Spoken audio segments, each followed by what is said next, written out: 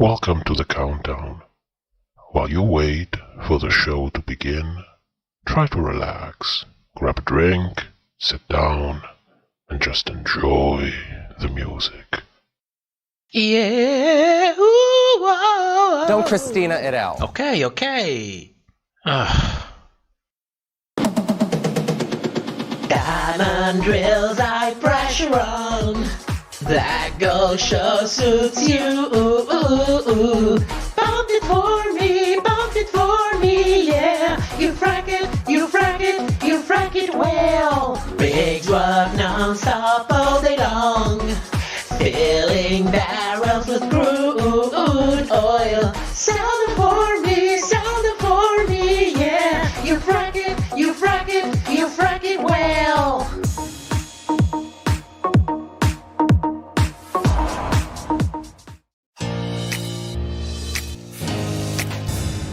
She looks metallic. Though I can't quite recall overnight sensation.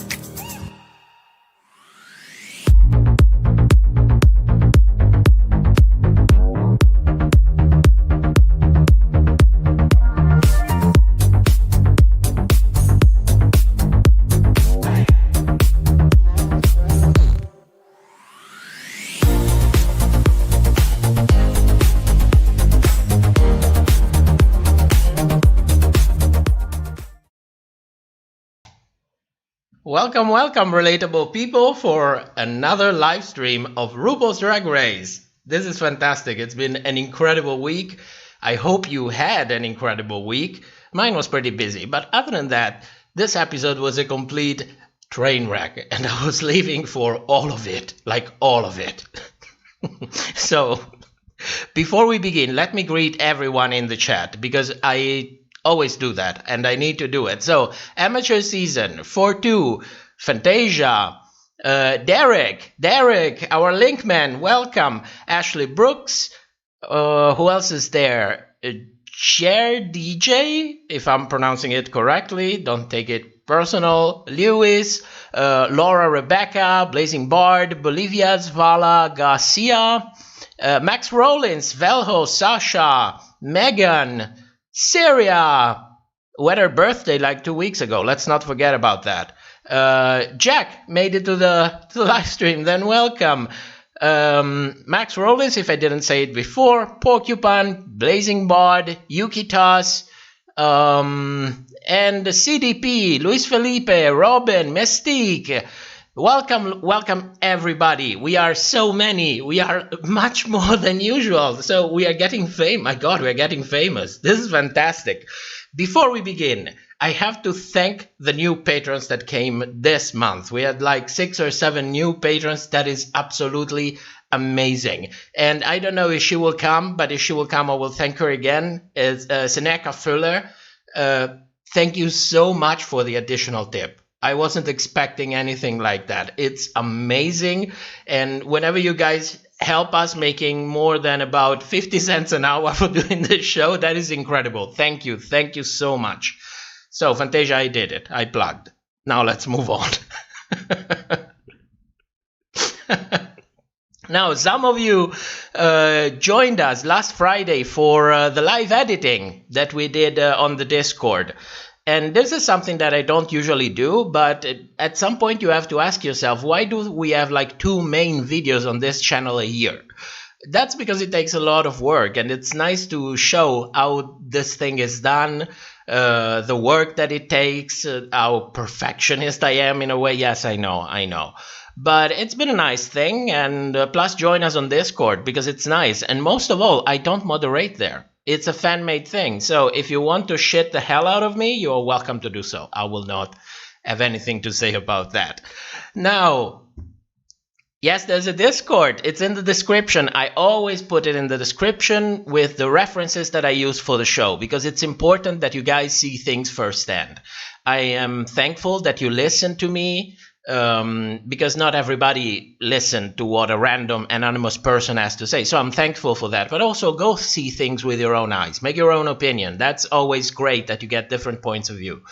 Now, before we begin with the review for this episode, you know exactly what happens. You know exactly where we're going to go. So I want to make a premise, and this is the most important thing. It's actually two premises. Number one, people are fucking mental. Somebody said this to Candy.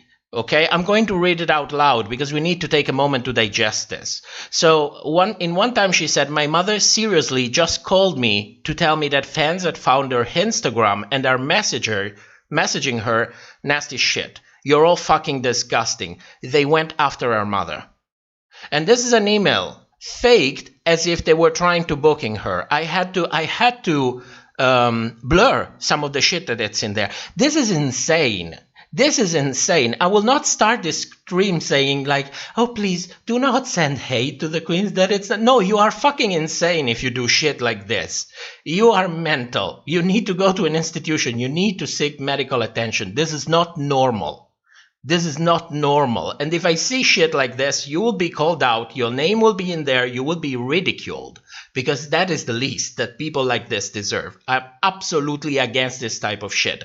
And if you know this channel, you know that I'm also against going to Queens and give her your 2 cents. I don't care. I don't care how polite you are. I don't care about all of this. This is a dramatized show. They don't have control over their image. They don't have control over nothing. If you take that and give your feedback that it's not asked for, then you are contributing to all the shit these people have to go through.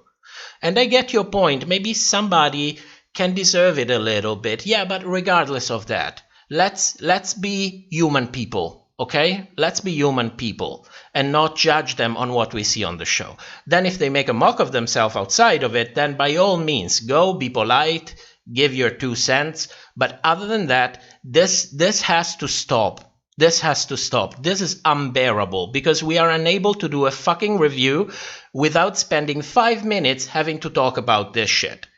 Okay? We have a show here. We criticize the show. Sometimes we do criticize Queen. It's unbelievable that we have to live with the fear that this shit will happen.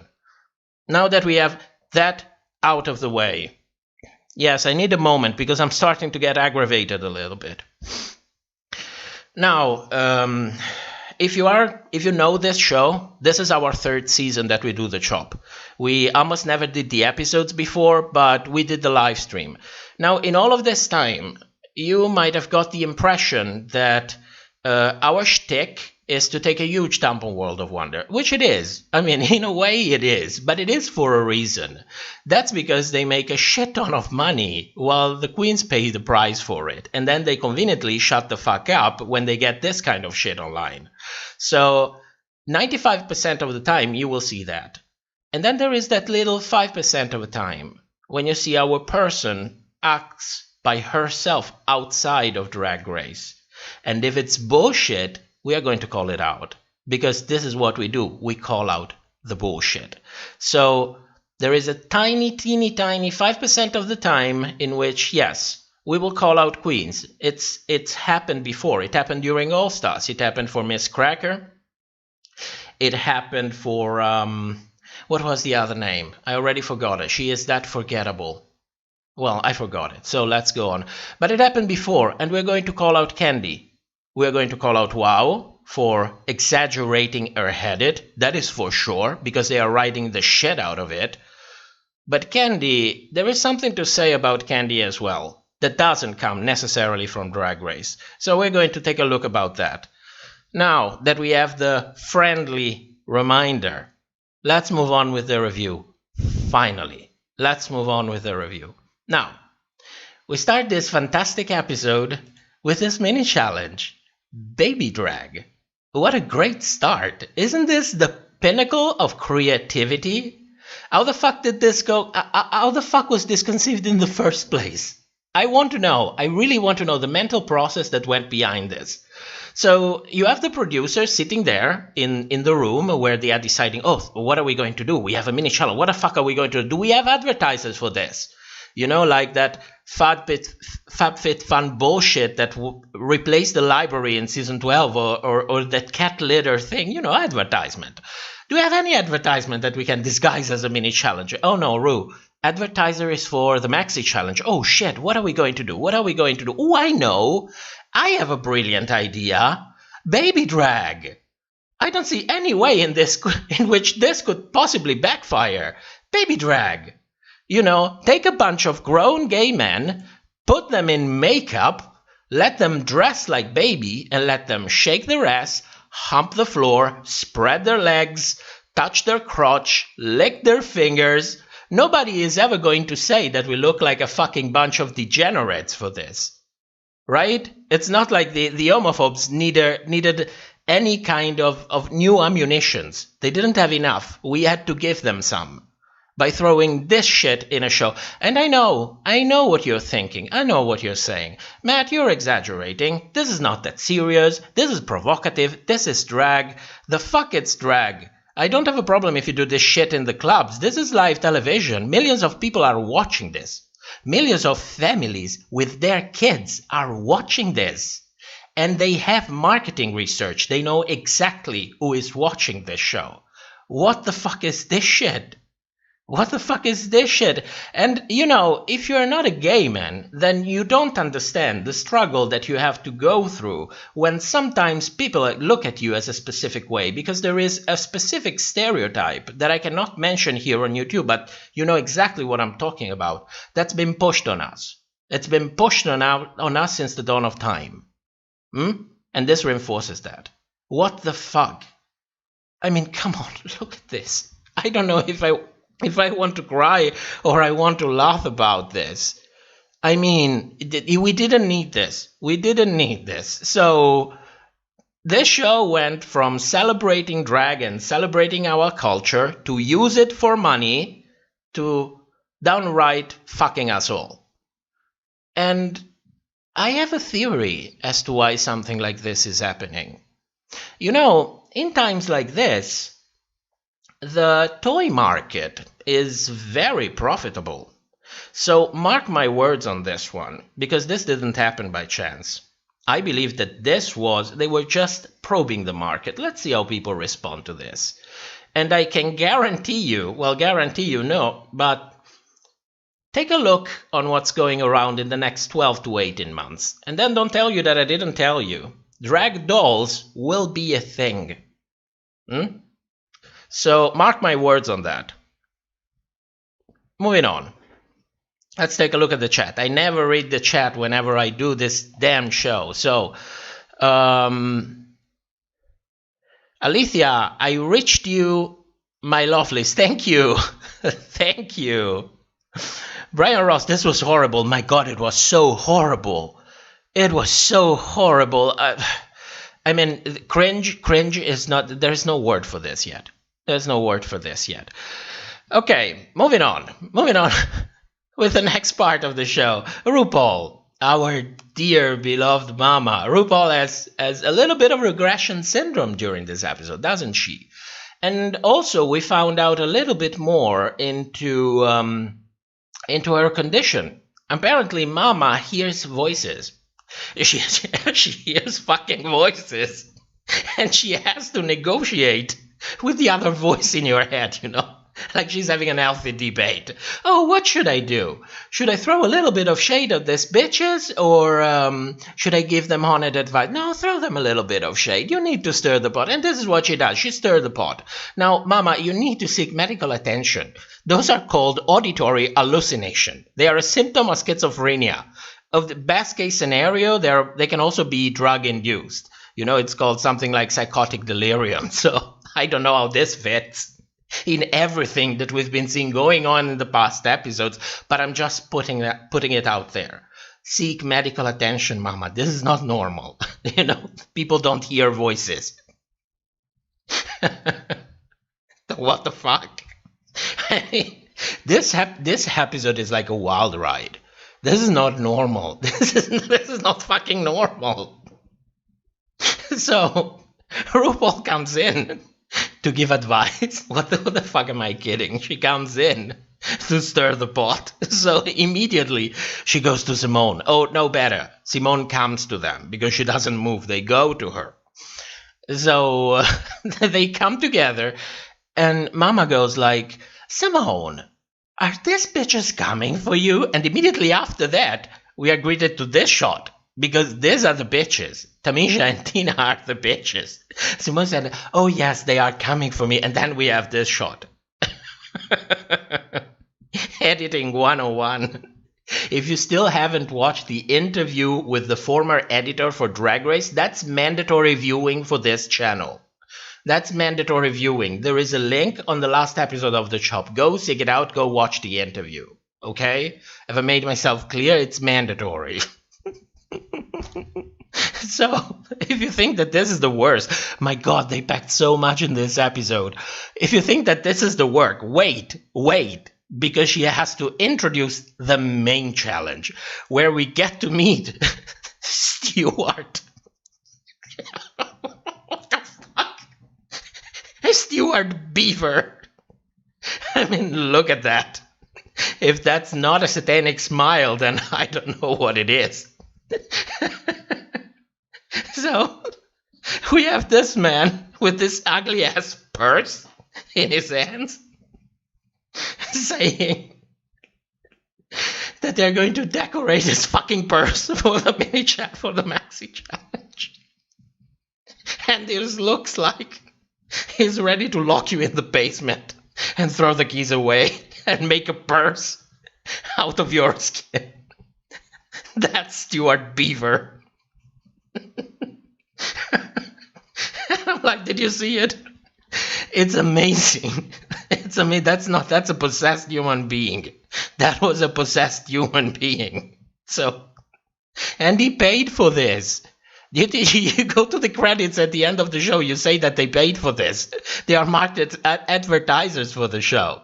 So, Stuart, I have a little word of advice for you. You are supposed to take the cork out of your ass before speaking on camera, not in. I know it's pleasurable. I'm a fag. I understand that. But you are supposed to take it out. Otherwise, you're going to look like a spirited demon.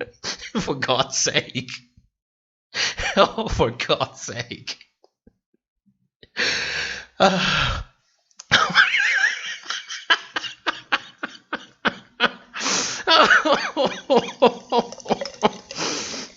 Oh, shit. Oh, God. I need a moment. I'm sorry.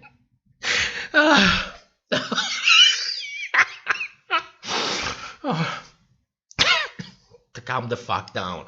Oh, my God. Calm the fuck down. We can do this. We can do this. I need to remove this fucking image. Oh my God. Let's go into something serious. So, there is something in this episode. There is nothing like talk about racial inequality and the Black Lives Matter movement, especially in a time in which we've seen one of the biggest movements for racial equality in the U.S. in the past 20 years.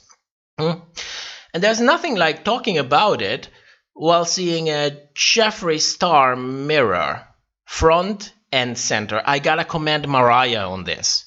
You see, I started to get a little bit more active on Twitter for your own pleasure, and also because I'm curious. She tweeted this. She is 100% right, but we always knew she was a legend since season 3. Do you remember? Congratulations, Raja in the mirror. That's Mariah. I mean, what the fuck is that? That didn't happen by chance, guys. Please understand, that didn't happen by chance. And I know, maybe you're thinking, wait, you're just saying that because you're nasty to World of Wonder. No, I'm not just saying that. Whenever we have seen advertisement, unpaid advertisement, things that happen to be there but didn't pay their fair share to be viewed on the show, they blurred it. This is from All Stars 5. It's not like 20 years ago. It's 8 months ago. Do you see that bag? It's been blurred. For a reason. If you don't pay, you don't get free publicity. Then how did this fucking mirror end up for so long in the front of the camera? They have like 4 to 6 cameras in here. They could have blurred it out at the very least. They could have gotten another angle. They could have asked her to use another mirror. Yet the fucking mirror is there. So what the hell is going on? What the hell is going on? Because I kind of have the sensation that behind the scenes, someone made a phone call to someone else and said, listen, we can showcase your product without saying anything. Let's say 20,000, 30,000. What do you think? Is it okay for you? Yeah, it's okay for me. Fantastic. And your product is there. Not once, like it happened with the bag, not twice, not thrice, 4 times. 4 fucking times. But remember, we are also proud that they talked about racial equality on the show while having this shit front and center. That's when people say the word woke, that's exactly what they mean. They mean shit like this. So, oh my God, I really get aggravated when I see shit like this. It really makes me crazy. It makes me crazy because it's the meaning towards serious issues that are real. They affect people for real. Moving on. I'm gonna get myself a heart attack tonight. Oh my God, and we're just 20 minutes in. Moving on. Critiques. Oh, critiques. I always love a good load of bullshit, at least once a week. I have to watch Drag Race's critique to get my weekly dose of bullshit. So, someone made too much. Someone made too little. Oh, you are too real, or you are not draggy enough. You know, the usual load of bullshit that comes out of the judge's mouth because somehow they have to justify that. Basically, in my opinion, they already know who has to be in the top, who has to be in the bottom. They have their own agenda. They have a script to follow. So they come out with this sort of bullshit as if we didn't see like 25 seasons of this already with people dressed much worse. Much better, being read to filth for whatever reason, and the opposite as well. It's a load of crap. It's a load of crap. At this point, I'm just laughing. When the critique starts, I laugh inside because what are you going to do? You're gonna get aggravated over that? Come on, let's have a fun time. This was a fun episode after all. So in the bottom, we have Tamisha, Lala, and Joey.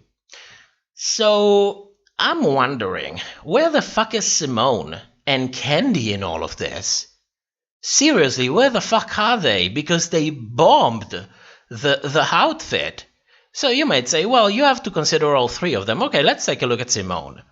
Well, the second one from Simone was not bad, but the third one was awful. I mean, there is what is this thing that she is wearing, held together like it's hanging there for dear life? I mean, it was awful, okay? But we are judging them on everything, so well, okay, maybe I can understand it. Okay? But what about Candy? What about fucking Candy Muse? I mean, her second outfit is a piece of lingerie with a jacket and an ugly hat. That's and she paid for it. She paid for it. So what the hell is that? And what about the outfit she made? I mean, look at that. Is a hot glue mess as a bra? Then she has bags hot glued in the bottom, and the makeup is completely busted. We can see the, how is it called? The lace front from the wig. What the fuck is that? I mean, people have been read to filth because hot glue was shown on their outfit. Look at that shit. It's smeared everywhere. So not only the makeup is ugly as sin, not only the dress is ugly as sin, but you also have hot glue everywhere. And I know what you're thinking. It's like, Matt, you don't have a sense of fashion. I know I don't have a sense of fashion. She did an incredible glue job. That's not hot glue. This dress was good. Okay, fantastic. Then it's not hot glue. Who the fuck jizzed on Candy's outfit then? Tell me. Because I know there's crazy shit happening behind the scene, but who the fuck thought it was appropriate to jizz on Candy's outfit. This is crazy. This is getting crazy. You know? Oh shit. Oh shit. You never know what happens behind the scenes.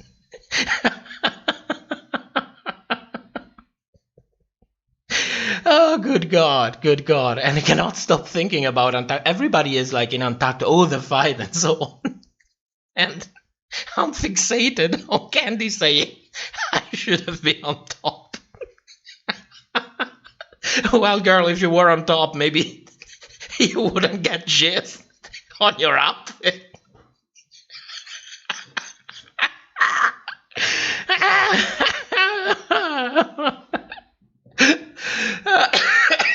Shit. Oh my God, tonight it's crazy. It's crazy. It's crazy. Okay, let's get serious for a moment, okay? We had a laugh. Now let's get to the serious part of the review. I'm serious. It's going to be serious. So, let's talk about Candy for a moment, okay? Because you read a ton of shit online.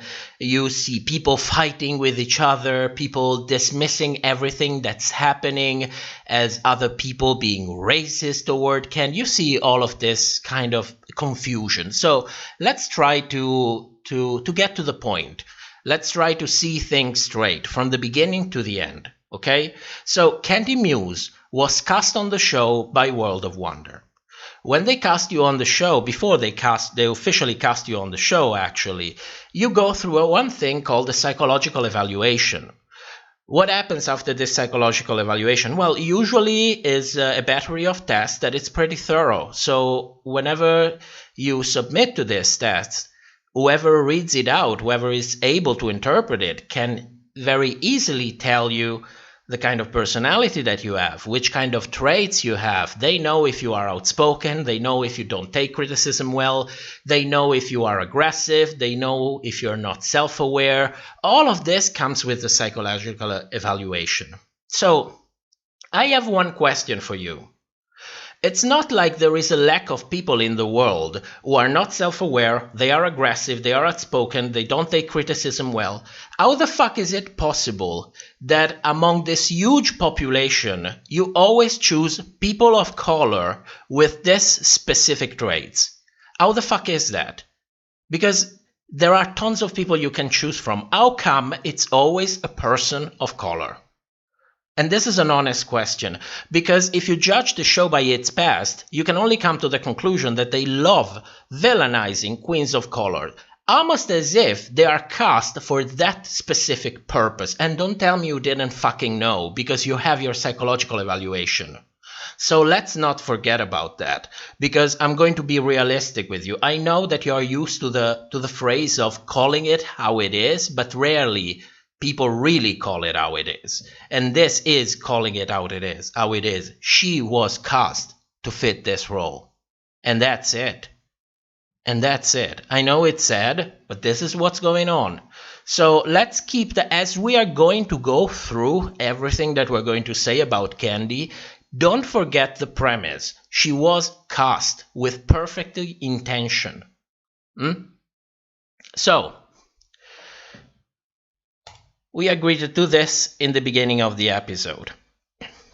Now, before we go through the Candy situation throughout the episode, I want to give you a second piece of information that you can use to interpret the fantasy that went on during this show.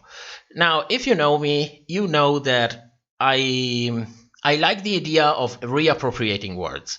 You probably heard me more than once using the word fag, because I strongly believe in reappropriating words, making them our own, changing their meaning. And the more we do it, the more it changes its meaning. So I will usually use the word faggot pretty lightly. I will usually use it to refer to me, because you never know how other people would react to it. But I believe that, in a world in which one day faggot becomes equal to an effeminate gay man who is feeling his oats. I like the idea of that. I like the idea to transform it from an insult to something positive, okay? Now, the problem is that sooner or later, I will find myself in a room with another person that hears me saying that word, and then might tell to me, listen, I'm offended by this word. I'm offended by this word. It's triggering me, okay? So please don't use it.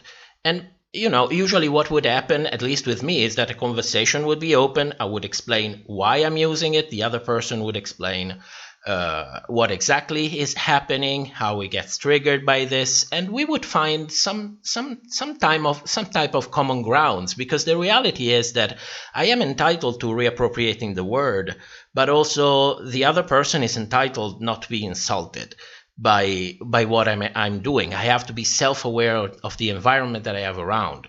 So why am I telling you this story? Because this is exactly what happens in the beginning of this episode. You have Candy coming out and saying to Simone, "You're my biggest competition." Now, in the same room, you have a queen who has done more than 200 pageants in the last 30 years. And even if you don't know anything about pageants, they are competitive as fuck. She is a competitive bitch. Mama is competitive. So what happens in this situation? Well, she calmly goes to Candy and say, well, I have to tone you down a little bit. We are here as well. If you say something like this, and I'm paraphrasing, it's like you are dismissing everyone else. So, and Candy completely loses it. Candy loses it. So she goes ballistic and starts saying things like, well, if you think that giving my opinion is shady to you all, well, that is your problem. You know, it's like, I am entitled to my opinion. I can say it whenever I want, to whoever I want, and not give a fuck to whoever listens to it. So, you know, Mama is like, well, if things are going to be that way, then let's have it that way. And she tells her, remember that you said that. Remember that you said that. This is the premise. This is the premise. So what happens next? We have a triple confessionals from Candy, because of course she is being how she is on the show, but World of Wonder is living for it. They are living the shit out of it. So we have, in a matter of 30 seconds, we have 3 different Candies on confessional. Because after this, she has to insult Amisha. You know, whatever is happening is not bad enough. We have to make it look worse. So she appears in 3 different confessionals. The one in the middle was even mirrored. To insult Amisha, calling her 500 years old. She's going to get a new enemy, whatever it is, and blah, blah, blah. They are riding on this. They like it. They are living for it. So let's not forget, Candy is the way it is, but World of Wonder is the way World of Wonder is. So I'm going to, when I see shit, I'm going to call shit on both sides of the aisle, because this is a forehand job, what's going on in here. So we move to Untucked, and finally we are here, the part that everybody has been waiting for. We move to Untucked, and somehow Olivia, I don't know if anybody suggested it to her, but what happened is that Olivia said, well, if you have any kind of critique to any of the girls, what would you say? And Kenny immediately jumps on the opportunity, and she goes to Elliot and says, you need more self-awareness. You need to read the room. And in that moment, I am thinking, what the fuck is going on? What the fuck is going on? Because I've been just shown you lacking the ability to do that. Okay, maybe it was the editing. Maybe I missed something, but what the fuck is going on? And Elliot responds, wait a moment, where is this coming from? What the fuck is going on? Where is this coming from? And in this moment, I'm thinking, Candy is projecting. You know, guys, the meaning of projection? When you have something that you don't like about you, and so you start seeing it in other people. You project it in other people, and you call it out as if it came from other people, when in reality it comes from you. That's projection, you know? And Elliot is like, where is this coming from? And this is not the first time this thing gets called out in this Untucked. That's why I was leaving so much for it. So, moving on. Mama Tamisha is back. And she's ready to give you back the same exact shit that you spilled the day before. Because if you're going to dish it, you got to be able to take it. And that's exactly what she's doing. Guys, this is not a political debate, okay? We're not in the Congress being nice to each other. This is drag queens. You fuck me over, you're going to get fucked over. And you better shut the fuck up, because that's exactly what the game is. And that's exactly what Mama does when she tells her, you know what? I think you're arrogant, and I'm entitled to it, and I will say it. And if you cannot deal with it, well, that's your problem. That's your problem. So at this point, Candy goes to everyone and starts asking, well, do you think I'm arrogant? Do you think I'm arrogant? And Rosé comes out and says, yes, Candy, girl, you know you are arrogant. There's nothing wrong with it, but you know you're arrogant. And at this point, Candy is basically getting an aneurysm while sitting on the fucking couch. Because they start fighting with Tamisha, you know? She has this last moment, this last, how can I say, struggle, trying to be, you know, passive-aggressive and going like, well, it's not my fault if you cannot light up the room when you walk in the room. And I'm thinking, girl, you can light up the room, yes, because you went so hard as fuck on your highlight. That's why you're highlighting the room. That's what does it have to do with anything? She expressed your opinion. What does this light up the room? It's crazy. It's batshit insane. And Tamisha asks her, mind you, remember everything that I told you before. Tamisha asks her, who are you talking to? What does it have to do with anything? Because Mama might be old, but she is sharp as fuck. She realized what was happening in here. If you come out with shit that it looks like you've been told, who knows, ages and ages before, and those things have been roaming around you for all this time, and then you spew them out, then you are projecting. So Mama asks her, who are you talking to? What are you seeing? It's incredible. So Candy asks everybody very politely, she asks, do you think I'm hangry? Do you think I'm hangry? Because that's the way you ask for feedback. That's the way you ask it. And despite the tone, despite the fact that they are on camera, despite the fact that the queen might be scared to express their opinion, despite the fact that some wouldn't want to escalate whatever is going on, and despite all of this, 4 out of 11 says, yes, you're arrogant. Despite all of this.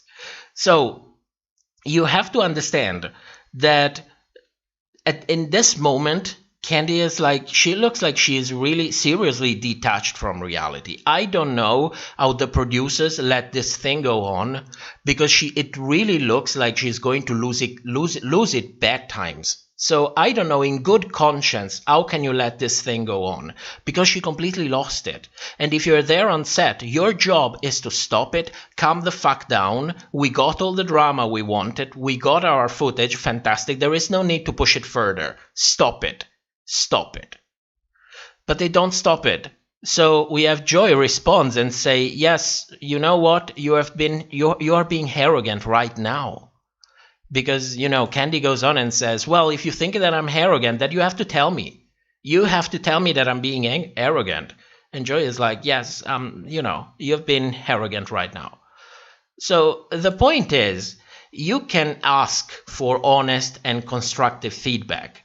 But feedback is not a given. It's a privilege. And if you are going to respond that aggressive to any kind of feedback, well, you know, girl, people are going to say, you know what, fuck off, stay mediocre. I will just ignore you. Go my way, live my life, you live yours, and stay the way it is. And if you cannot grow because you don't get feedback, then that is your problem, not mine. This is all that is going on during this scene.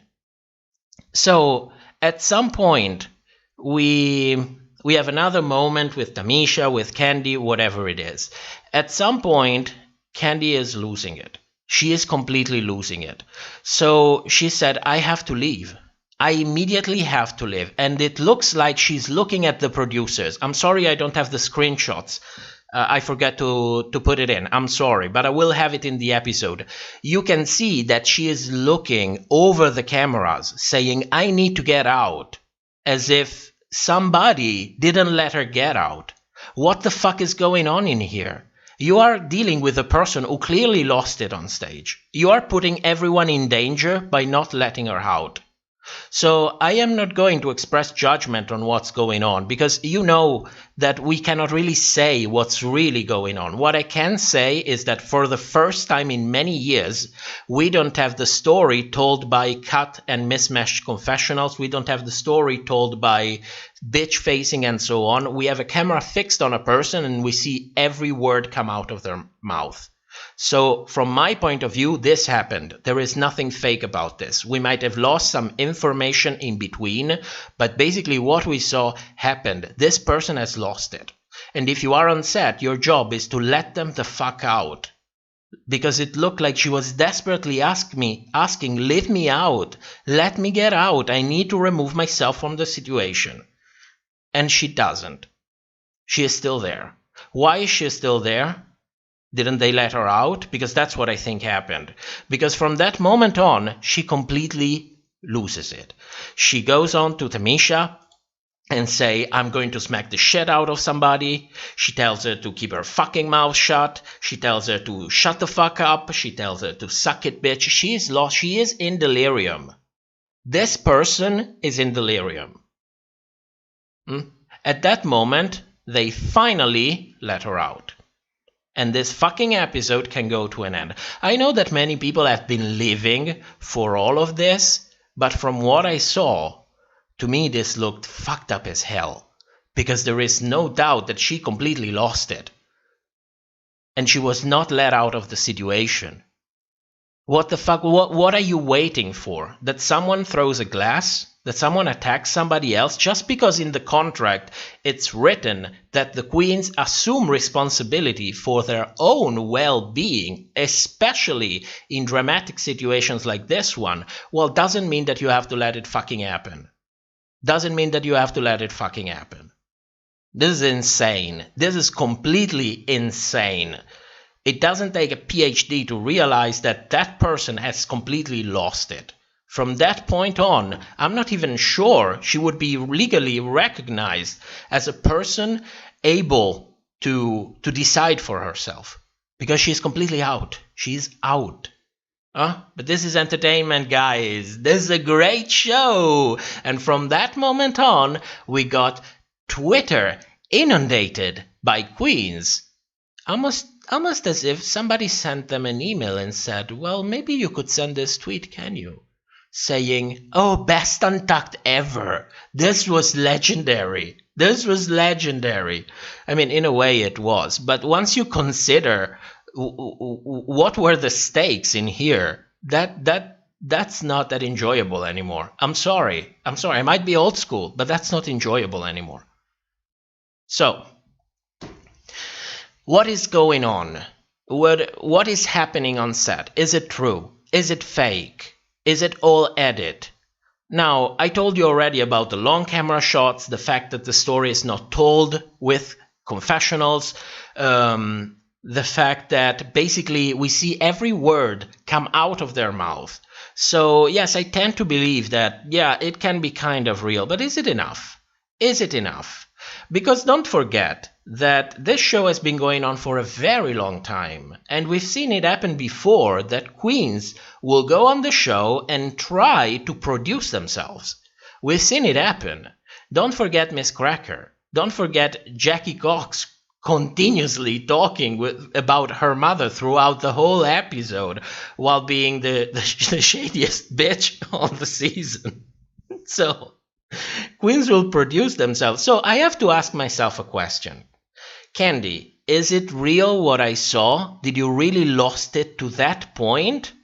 Or did you just let yourself go and fed into this narrative of villainizing yet another person of color because that would make you stay longer on the show?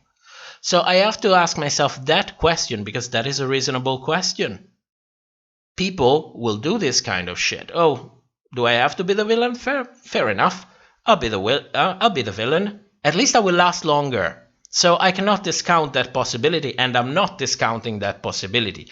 So let's take a look at what's happening outside of the race and see if we can get some kind of insight, getting an idea of what the queens are saying outside of the show. Because, we can talk as much as we want about the show, but at the end of the day, the queens didn't get the final edit of the show. The producers did. So let's go directly to the source, shall we?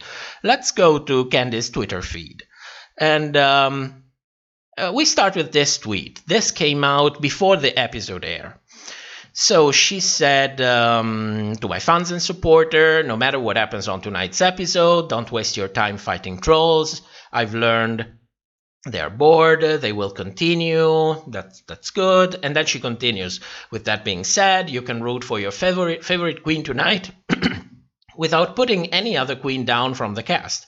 Keep your opinions to yourself or just don't tag a bitch.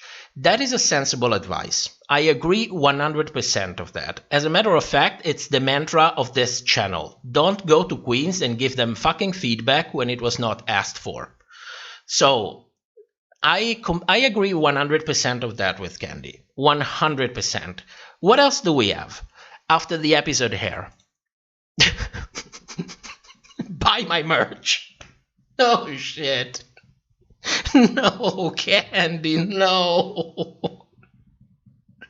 This is after the don't look at the times. Understand that I'm from Europe. That 3:40 something a.m. is the time when the episode have finished airing in the U.S. So she goes on Twitter. I've always worn. Oh my god, I can't. I've always worn the words thrown at me with pride, and this is no different. Hashtag arrogant. And buy my merch.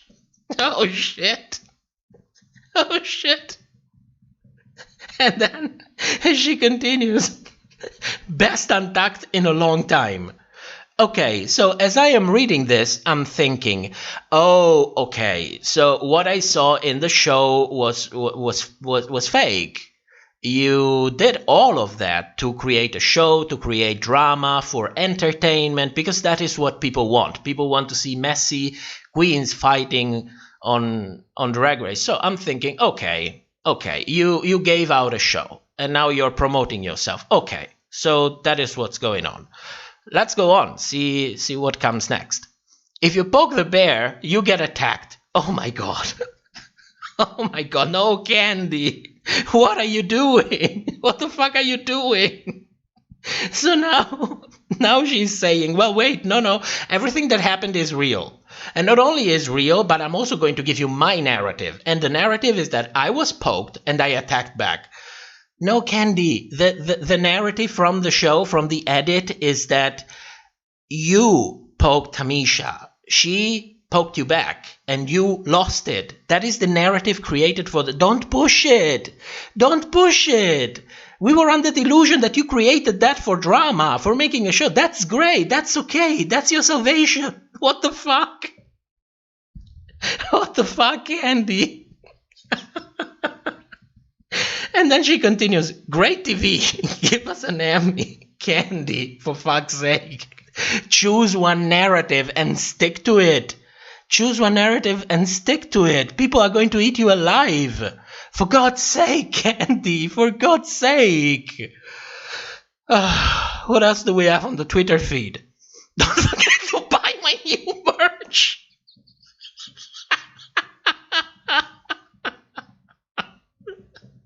Oh, shit. Oh, shit. Oh.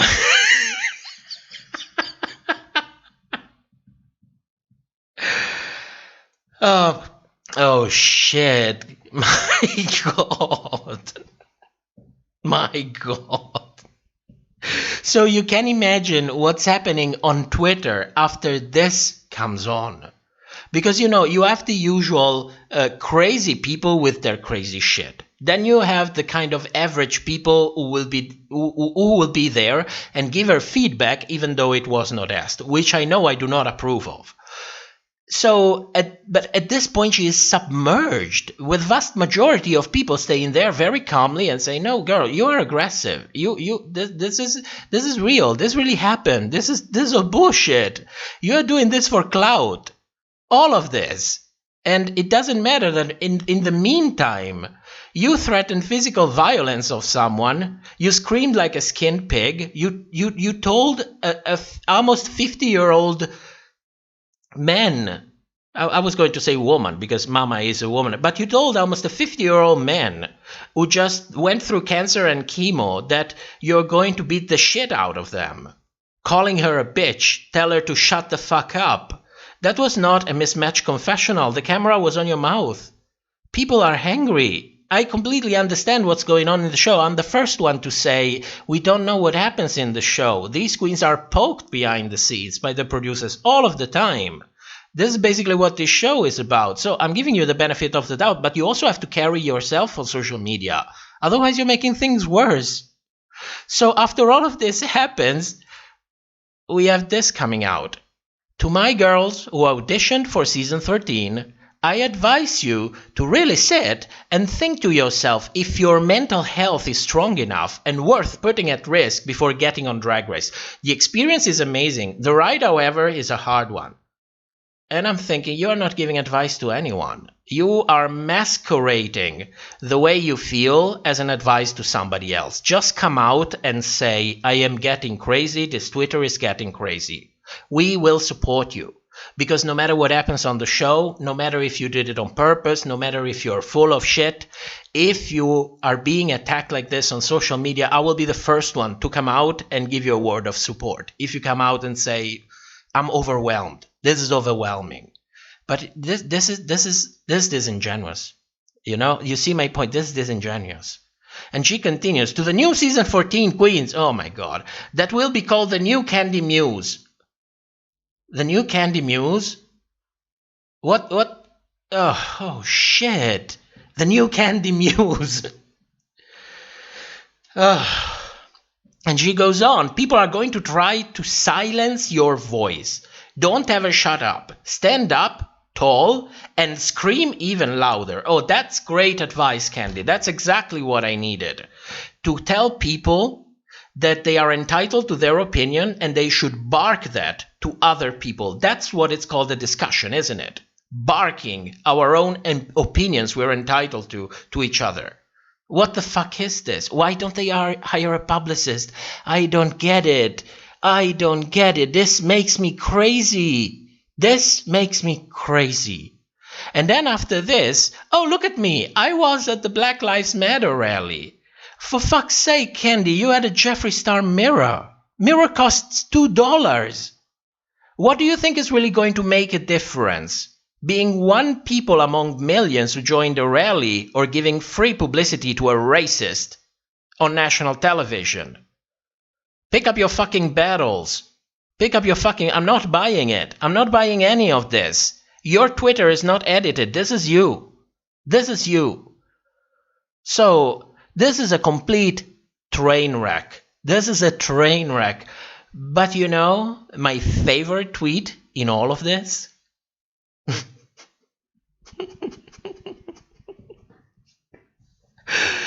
My favorite tweet in all of this is something that came out before this episode came out. And it's this one. Queens that have been on Drag Race. Can we talk about pooping on Drag Race?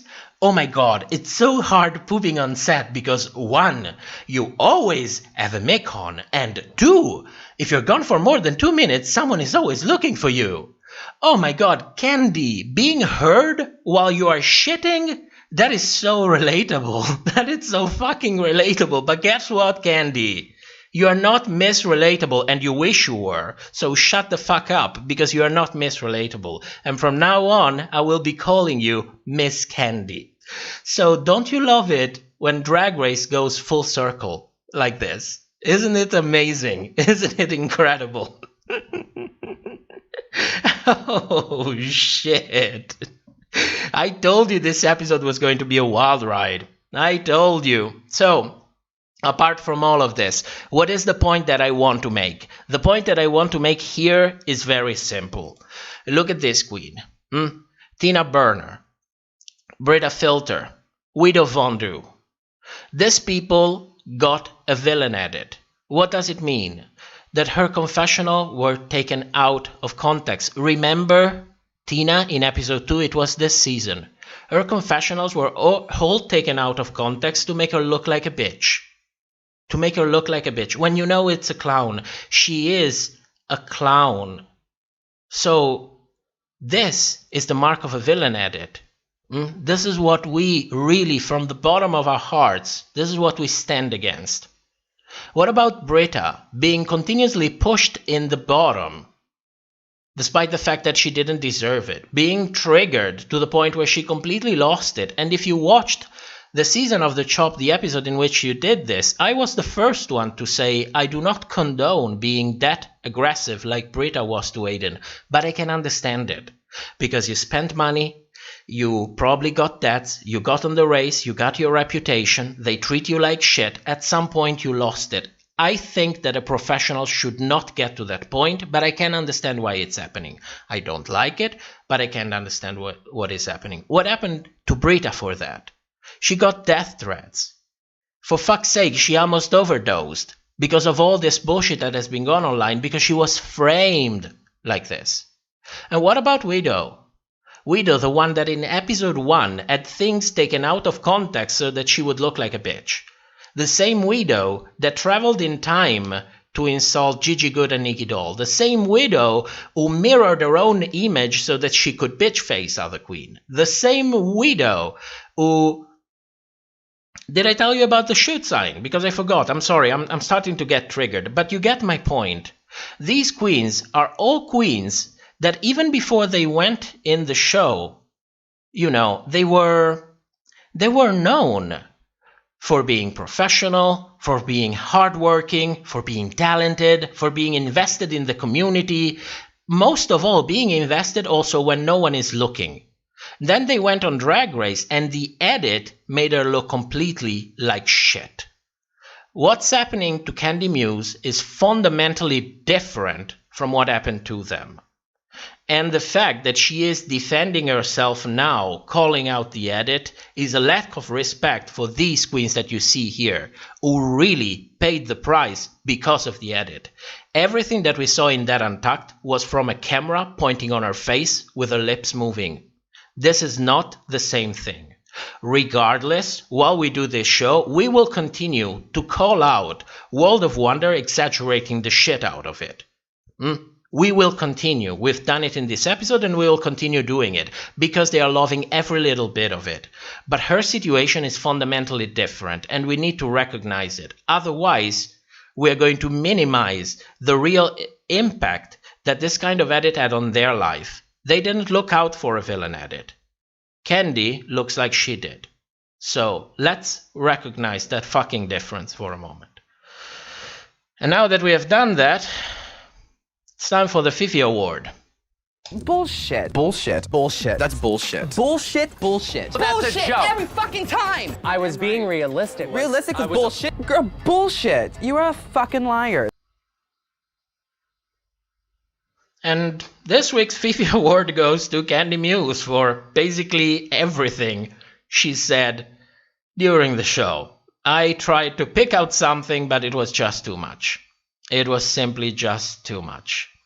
So, moving on, we have our confessional chart and the speculations. So, before we take a pause, I know it's been a wild ride. You want to take a pause, I want to take a pause. Everybody wants to take a pause. Let's go through the speculations, then we can all listen to some good music, go to the toilet, smoke a cigarette, grab a drink, whatever it is. Okay, this is the confessional chart from this episode. Now, I was surprised to see that Lala has so much confessionals during this episode. Because usually what happens is when a queen goes home, she gets a bump in confessional because they have to humanize her, because they have to push her story through and so on. We saw refilming of Kamora's confessional so that she was humanized before she went home. And Joey has almost nothing. This is what puzzled me the most. But shock value. Joey went home without having a humanizing moment. She had a series of tiny humanizing moments. But other than that, it ends up there. Then we have Kenny with negative confessionals, Mama Tamisha with negative confessionals, Elliot with negative confessionals. And this is something that I forgot to tell you before. Did you notice that when they declared the winner, they called out Utica and Gottmik? But there were 3 people standing in there. Rosé was also in there. What was the purpose of calling out Gottmik and Utica if you are going to give the win only to Gottmik? You see where I'm going? The pushing, the triggering, that was completely gratuitous. They didn't need to do that. They could have said, Gottmik, you're the winner. Utica, you did amazing. Rosé, you did amazing. You're both safe. You can go home. No. No. And if you see the screenshot from that moment, look at Rosé's face. She's like, what the fuck? Again? When will this shit end? This is the same question that I'm asking myself. When will they realize that they have 0 chances to trigger Rosé? 0. For God's sake. Okay, so top, bottoms, who is going to get eliminated, who gets to the top? Well, you know that this season is completely wild.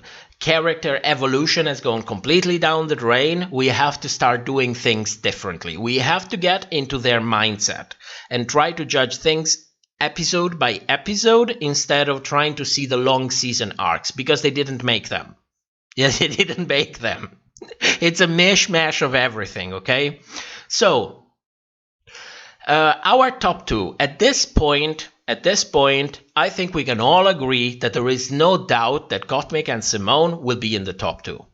They have 0 negative confessional throughout the whole season. Next episode, I will show you the cumulative chart from all of the confessionals. They're the only one who have absolutely 0. They've been pushed. We had Gottmik humanized. She is the face, the redeem for the brand after the catastrophe with Gigi Good. And we have Simone, pushed on the top, pushed safe. I mean, Simone is, don't get me wrong, I like Simone. I think she is, in a way, she is killing this. She is one of a kind, at least in this bunch of queens, she is one of a kind. But, it's that push that makes me worry, because we've seen it happen with Gigi Good last season, and they're doing the same with Gottmik and Simone. Push, push, push. People are going to get pushed away. You cannot continuously give bullshit critique, save people when they don't deserve it, make people win when it's debatable. Viewers are not stupid. So at this point, I think we can all agree that Gottmik and Simone, they are our top 2. Gottmik is our hero, our winner. Simone is the marketing queen, dictated by marketing, has a representative as an uncomplicated queen of color that marketing demands. And this is 2 of our top 2. Now, who are the 3rd and 4th? And now, get me on this one, because I got an idea. At the end of the episode, I realized that when Joey was sent home, we got something like 3 or 4 close cameras to Candy. Sad. And then I thought, oh, wait a moment, I heard something like this again during the episode.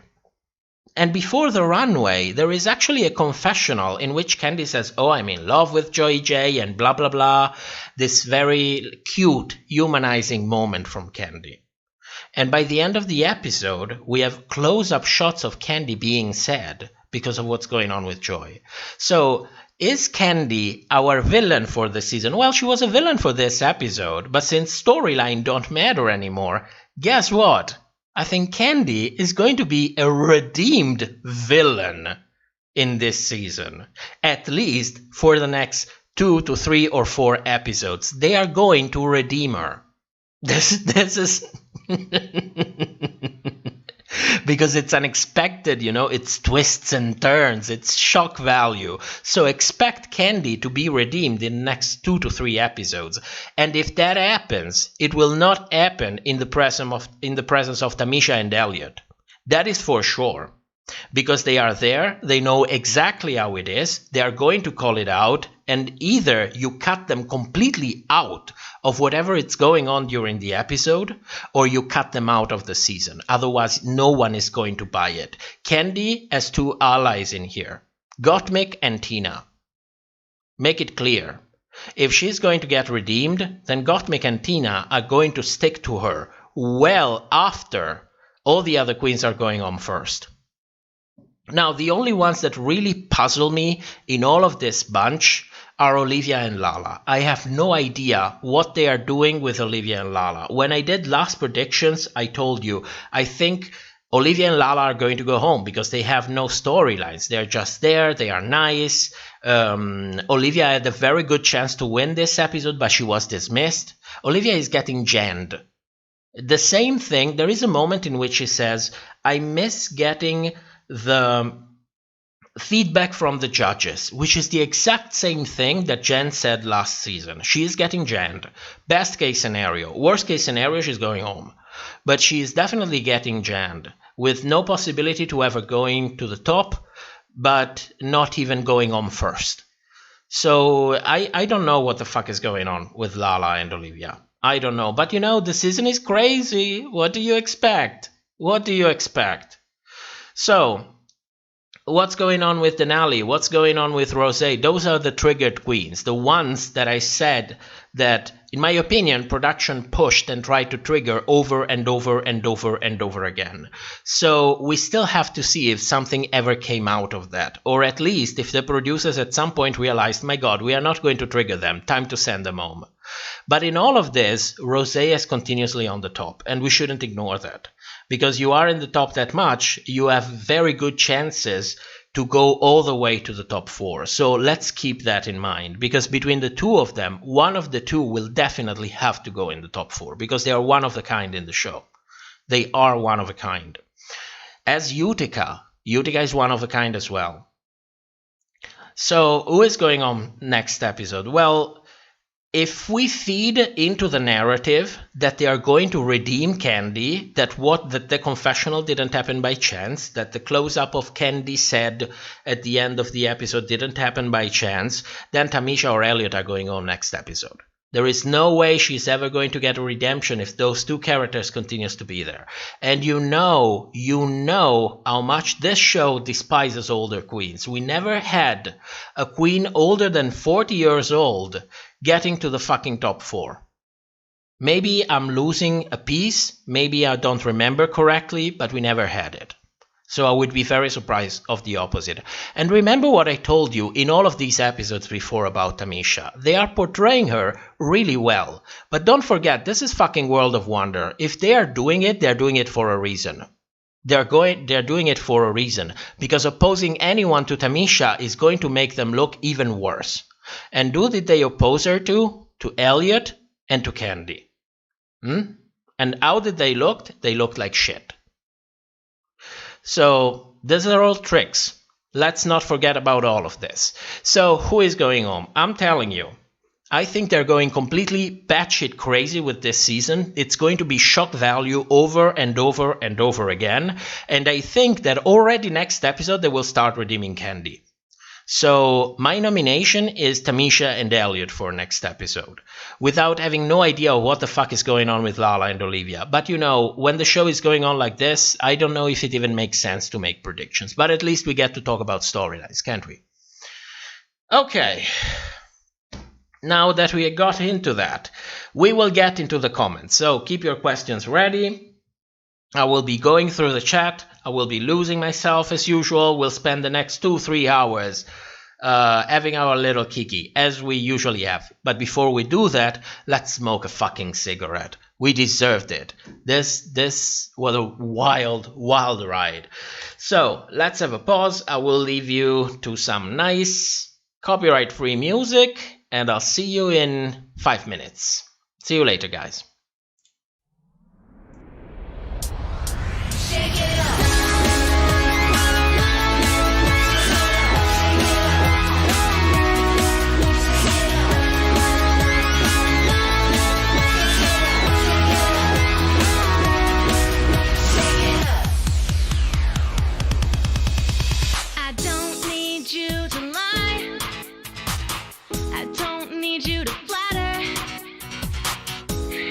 good intentions, they don't really matter. I don't need you to hold me tight or to make it alright. I just need you to shake it, alright, and shake it all night. Shake it up when things start to settle down. Shake it up like it's a snow globe town. The city's like a bottle of sparkling wine. Before I pull it open, let's take some time. Shake it up.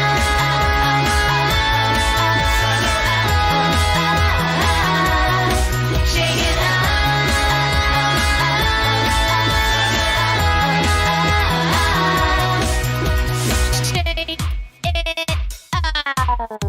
You don't need to be chill. I don't ever play it cool. You don't need the right skills. Don't need the right tools. You just need the guts to seize it. To seize it in the middle. You don't exactly know it, but you know it needs a little breaking up. Shake it up. Shake it up. When things start to settle down. Shake it up like it's a snow globe town. The city's like a bottle of sparkling wine. Before I pull it open, let's take some time. Shake it up.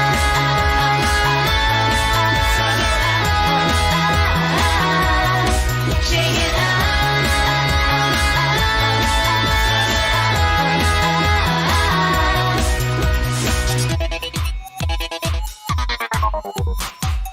These are cynical times. We had to endure so many clinical lines, so little actual cures. When getting money's our religion and love is in need, we sit and watch while our country bleeds. I'm gonna stop trying to get off the hook, and I really don't care if everybody looks. Shake it up. Let me tell you, baby steps won't work. Shake it up. Shake it up. Okay, it just might hurt. The city's like a bottle of sparkling wine. Before I pull it open, let's take some time. Shake it up.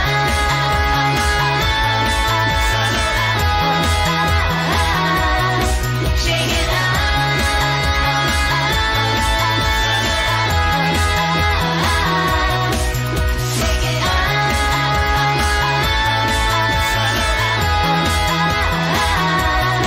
Shake it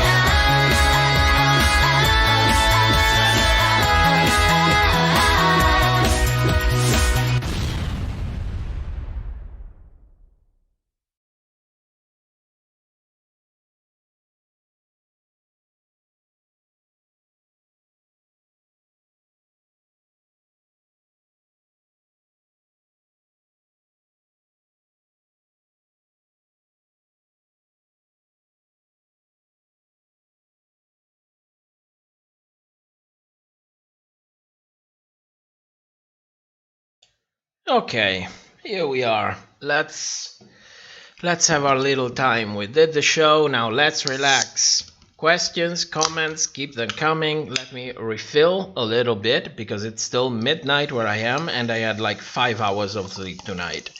It was a mess to get all of that stuff. But, you know. I don't understand. You have so many people coming and do this kind of podcast. Show something, for God's sake. I get it that a good opinion is a good opinion, but it's also nice when you have, you know, some screenshots to show a little bit of context. I could never come online and do this show without anything, you know, with a blank screen, the name, the terrible name of the channel, my mice, bless them, and talk. I mean, come on. AB, Candy is bringing lingerie every runway. Yeah, she had like, I saw, my God, I'm really looking for, Candy is messy. Candy has always been messy. Even I knew who Candy Muse was because of all the drama that was going on online. She's been known for drama, she wrote the drama, and you know, good for her. If you are making a name for yourself, if you're sticking out of the crowd, then good for you. What can I say? I think the drama is not exactly the best thing that you should showcase, but you know, you do you, I do me, and that's the end of the story. So, but yes, those outfits, I mean, she paid for it. I would have asked for my money back. Honestly, I would have asked for my money back. I think it looked awful, with always the Elfie premise that, you know, I have zero sense of fashion. Zero. So I'm coming as your average viewer who has no idea of what looks good, why, what kind of meaning there is under construction and so on. For me, in this show, the best times, it's when I actually see them construct thing and explain concept behind it, how they are going to achieve it. And for me, it's the most entertaining because it's like magic to me. That's really magic. I don't get it. I don't get it. Give me something, anything to fix. I will fix it. Don't ask me to understand fashion. That doesn't really work. Black Manta, remember how Evie, oh god, I always pronounce it wrong. Remember how Evie and Silky at the whole, I was ready to lip sync. Oh yes, that was, you know, what's like, what I found funny is that Silky was so angry about it, and then she lip synced, and I was like, girl, what is this? What is this?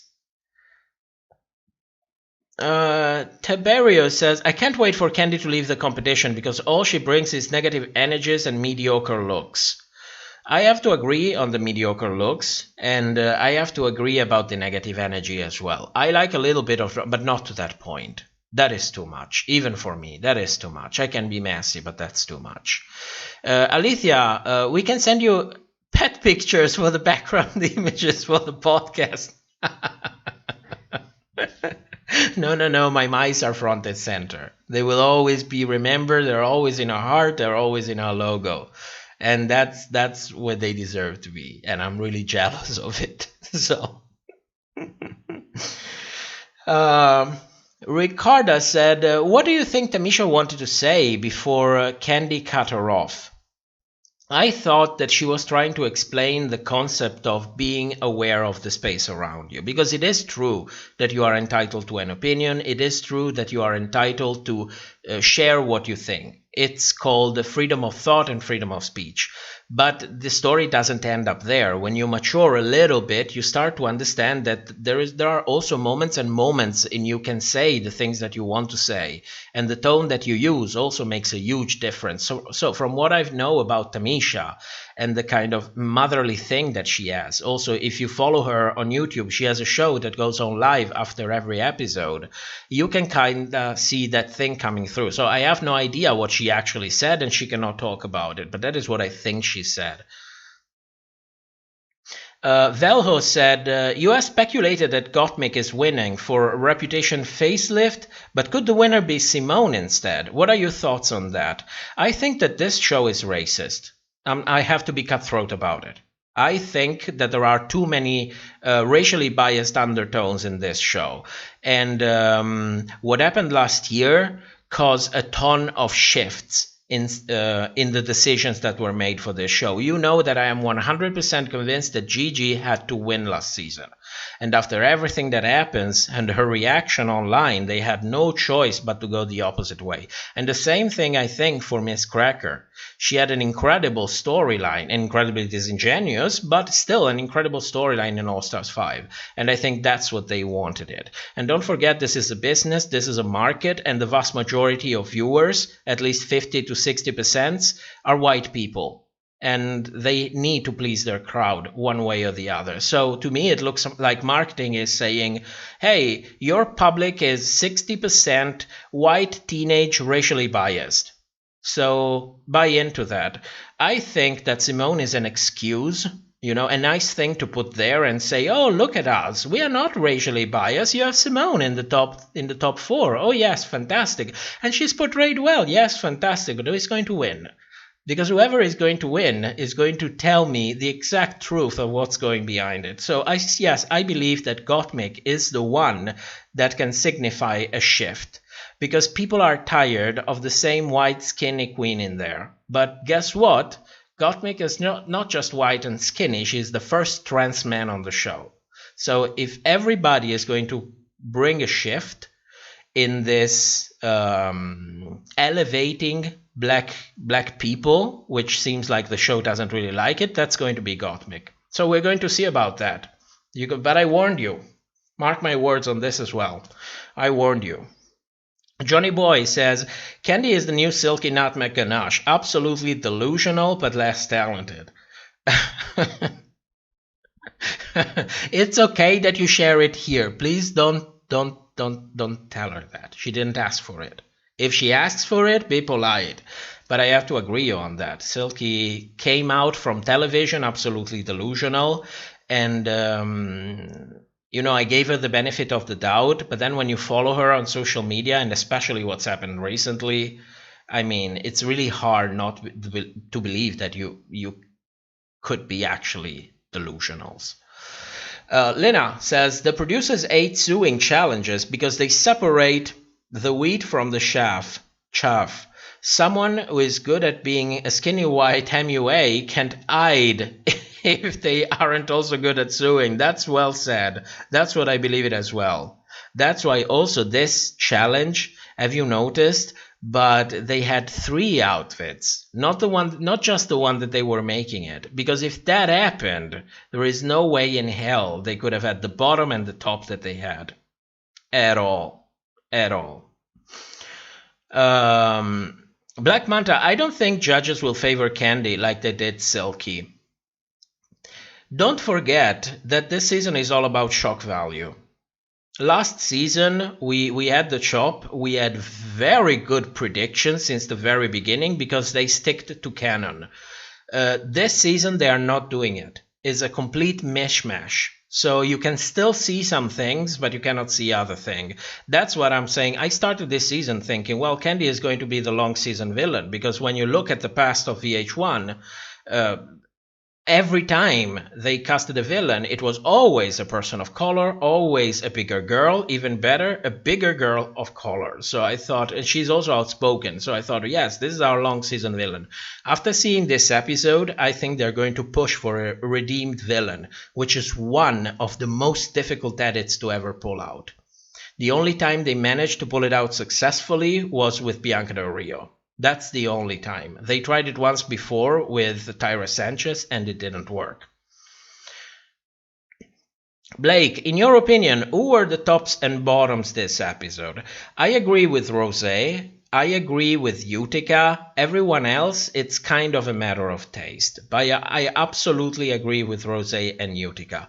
Gottmik, I don't know. Maybe it's because I don't understand. But I have to judge the amount of craft that you put in the dress. That's the only thing that matters for me in this episode. So for me, it was Rosé and Utica. And in the bottom, yes, Lala for sure. There is no doubt about that. But honestly, between Joey and Candy, it's a no-brainer. It's a no-brainer. I mean, you can have whatever fucked up sense of fashion you have, but come on, hot glue sticking out. At least be professional about it. It's not that difficult to apply hot glue. So for me, it was Candy and Lala. Sorry, my chat skipped a little bit. Let me see if I have other questions going before. Ty Hill, what did I miss? Oh, you missed a wild ride. You missed so much. Blazing Bard says, question, what are your thoughts on Pearl? In another podcast, you said that she played the game by not playing the game like Cracker. Yes, you didn't. Yet you didn't really explain it more. Well, give me one moment to get my thoughts together, please. If everybody else has a question, hold it up for a moment because this is going to take 5 minutes. The point with Pearl is that if you know her, if you know everything that went around with her, you kind of start to get the image that she was in a point of her life of real desperation in which she really didn't give a fuck. That's why you saw her on the show acting the way she is acting. She is unbothered. She is fighting with the producers. She is fighting with RuPaul. Let's never forget do I have something on my face? Yet, for some reason, during the production, it looks like at some point she went with it. She bought, at least It looked like she bought into the whole fantasy, because during one episode said, oh, RuPaul gave me a slap in the back, that's exactly what I needed, and based on that I won the challenge. It's the episode in which she won the challenge coupled with Max, I think. And so in a way she kind of bought into this, but it didn't last long, because that's, you know, when you have a past like the kind of past that I think Pearl has, from what she said over the years, from the videos that she made, from the posts that she made, the way she's acted. When you have that kind of past, you cannot afford to live in a fantasy, because it drives you insane. It always comes with a huge price for a person like that. So at some point you have to get real. And she is one of the only queen who ever really got real from behind the scenes. She called out RuPaul, she released the interview, and she paid the price for it. So I hope that asks your question. But if I need to explain me better, just write it again, because I'm going through all of the comments. Seeker says, what did Gigi do? I missed last season. Well, basically, the show portrayed her as a hero. She got wins that were very, very questionable. She even got a win for the last episode, when tradition from the past season was that nobody wins the last episode. It was really remarked all of the time. There was just so much going on. There was this thing with Gigi Doll in which they looked like they were competing with each other. They were calling each other competition, and then Nikki Doll disappeared from the competition. And then after, there was a train wreck that went on social media with Gigi. She went on social media. The pandemic just started, and you know, the incident. Well, I cannot call it in any other way in here, but you know what I want to say. The incident with George Floyd happened, and she went on social media saying, oh, it's like 2 days from the final episode, I cannot breathe. And a ton of other disingenuous shit. I actually had one episode of The Shop. If you're curious, there is a playlist about the older episodes back in the front page of the channel. You scroll down, you see a playlist with all the old live streams, and you can refer to that. But it was a train wreck. It was really a train wreck, especially because VH1 was pushing the message, stay home, stay safe. And at some point a rumor started that Gigi went filming her video outside of the studio. She made a collaboration with Jeffree Star outside of the studio. It was fucked up. It was really fucked up. I saw another question. Oh, here it is. Aldrich Martinez says, how do you think Gottmik being in a Rolaskatops type trio will affect oh, sorry, I'm tired. How do you think Gottmik being in a Rolaskatops type of trio will affect her portrayal? I think what I see on Twitter is that people are calling Gottmik and Tina out for not trying to diffuse the situation, for laughing about it, for sticking with whatever was going on with Candy and so on. I think that it's not necessarily going to harm her reputation, because a lot of people will be probably afraid to speak out, because whenever you give any kind of honest criticism that it's not welcomed, they will say, oh, you're transphobic or you're racist and so on. And a lot of people are afraid to be called out for that, even though they have some honest criticism. You are affiliating with a person that is arrogant, a person that is disingenuous, a person that has shown over the years that she really basks in the drama like a pig in shit. So I think that she's not going to get any kind of backlash from it, but people are going to follow her less. It's not going to be like a flood. A lot of people are going to be very passive about it and just avoid it, which to me is the healthiest way to deal with this kind of things. You don't like someone, ignore it. I'm actually looking forward to the chop to finish so that I can avoid getting Candy in my feed, because I don't like her. I don't want to see it. I don't have time to spend not liking people. I would like to spend it liking people. So that's basically it. Tiberius says, Pearl also kind of had a villain redemption at it, didn't she? I don't know. Pearl's edit was really, really strange. In a season that went down in history as one of the strangest one. It was a transitional season. I think that with Pearl they realized, and RuPaul said it in a podcast. We actually talked about it before.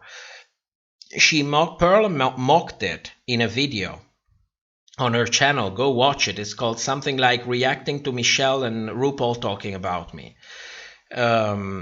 I think what happened with Pearl is that they realized they had a good story. They realized that she had a ton of shit because they had her medical record. There was something there. There was something huge there. And it was cute. RuPaul said it herself. He is cute. There is a huge opportunity there. So they tried to do their best to somehow justify the fact that she got to the top. But, you know, Pearl got a ton of shit because of it. Because people called other people insane. Because Pearl is boring. Pearl is this. Pearl is that. I personally, for what I've seen in the years and what I've seen on Drag Race, I like Pearl. You know, when you're minding your business, you're unbothered. And I like that. That's the kind of person that I aspire to be. You know, do your thing. Be unbothered. So I wouldn't call it a villain redemption edit. I would call it like a no edit. They tried to give her, how can I say? They tried to give her a storyline. So she starts, she is not really into it, that she needs a slap on the wrist, and then she understands.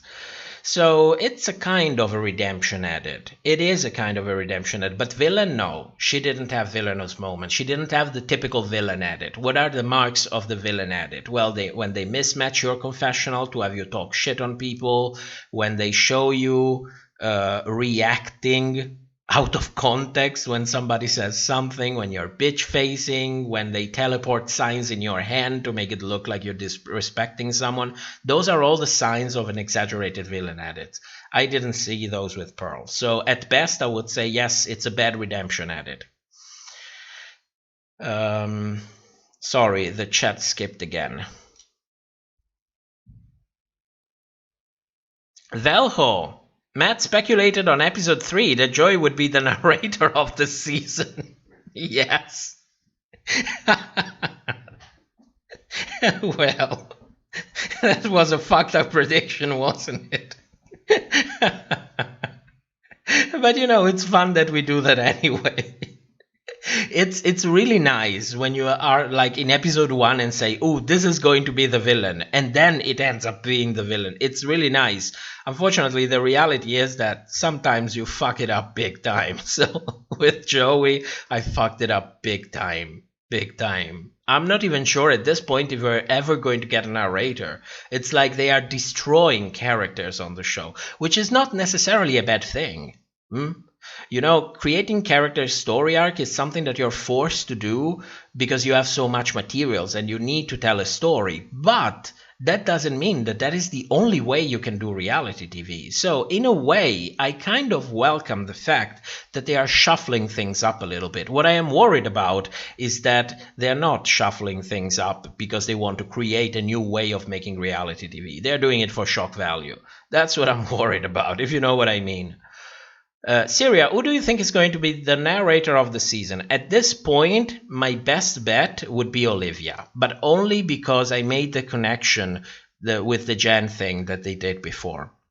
When she said, I want the feedback from the judges, I never see the judges. And so that stuck in my mind because it's the same thing that Jen said. And she's been really good in some ways, but she's not getting recognition from it. So if there is a role of narrator this season, I think Olivia probably has the best choice to get it.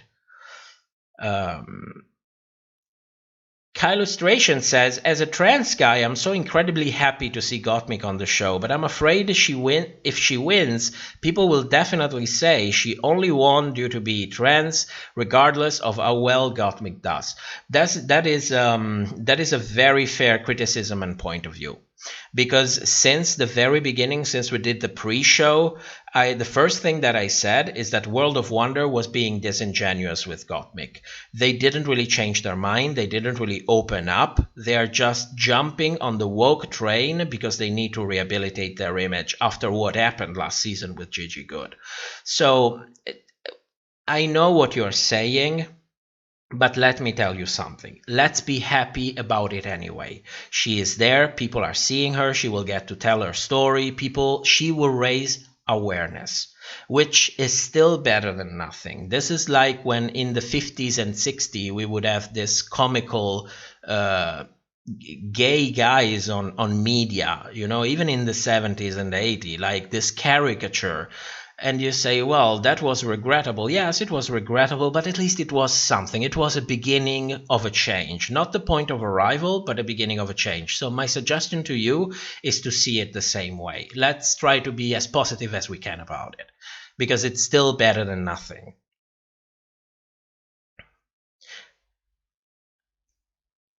Blazing Bard, you got great explaining yourself. Okay, so you get it. And you say she's just an interesting case. Oh, Pearl, yes, absolutely. I wanted to make a whole small documentary about her, but then what happened with the channel happened. YouTube basically showed us the middle finger. And since something like that would literally take months to come out, I'm not sure if it's ever going to come out anytime soon. Remember the Gigi documentary? The one on which we spent like 50 hours and it's not out yet? Yes, that's the same thing. Let me scroll down, see if we have any other questions.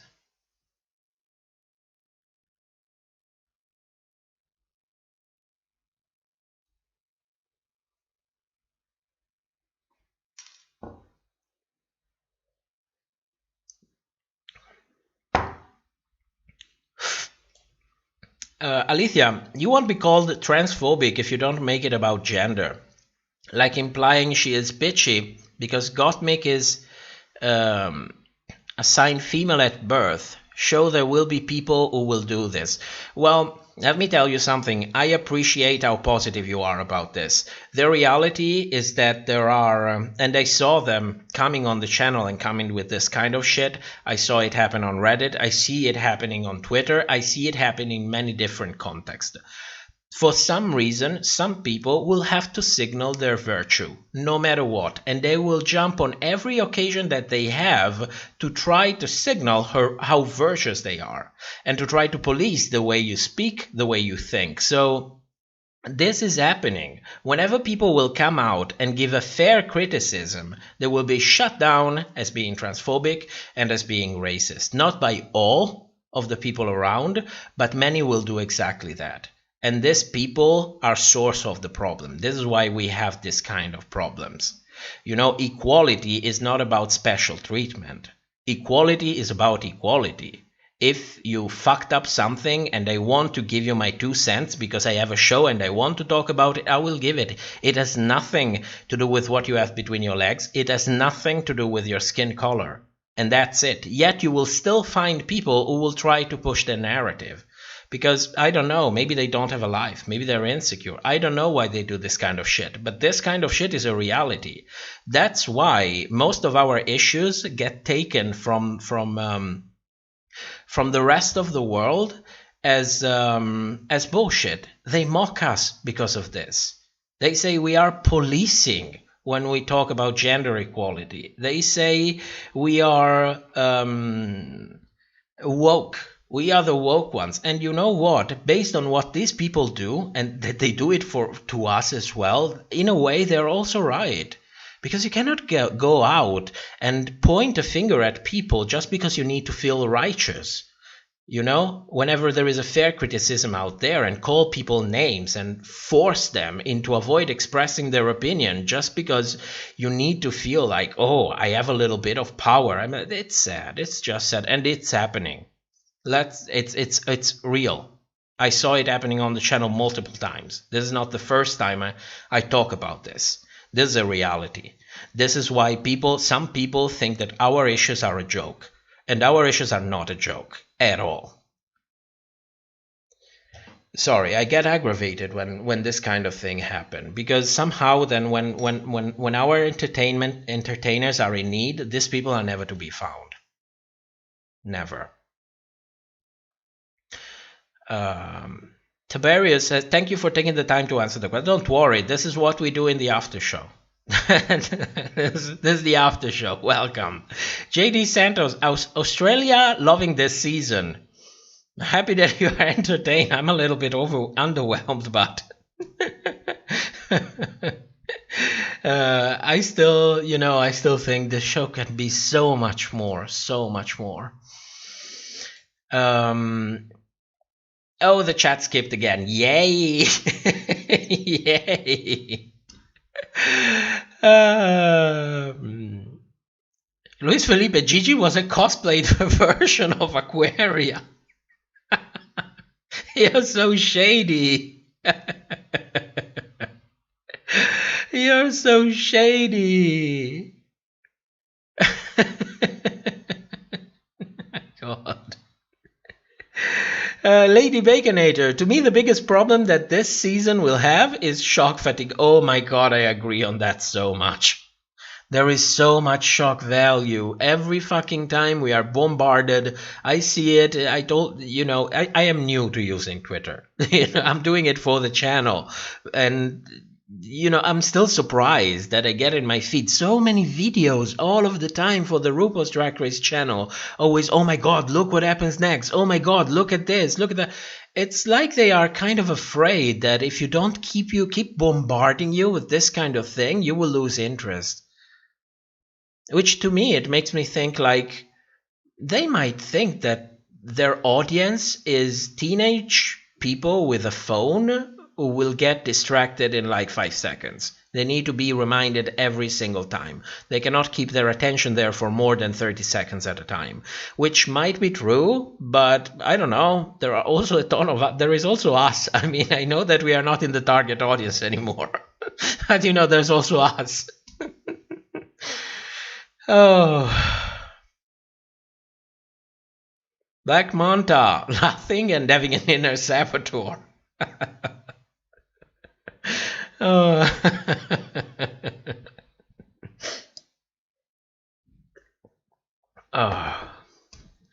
Oh my god, I'm so thirsty tonight.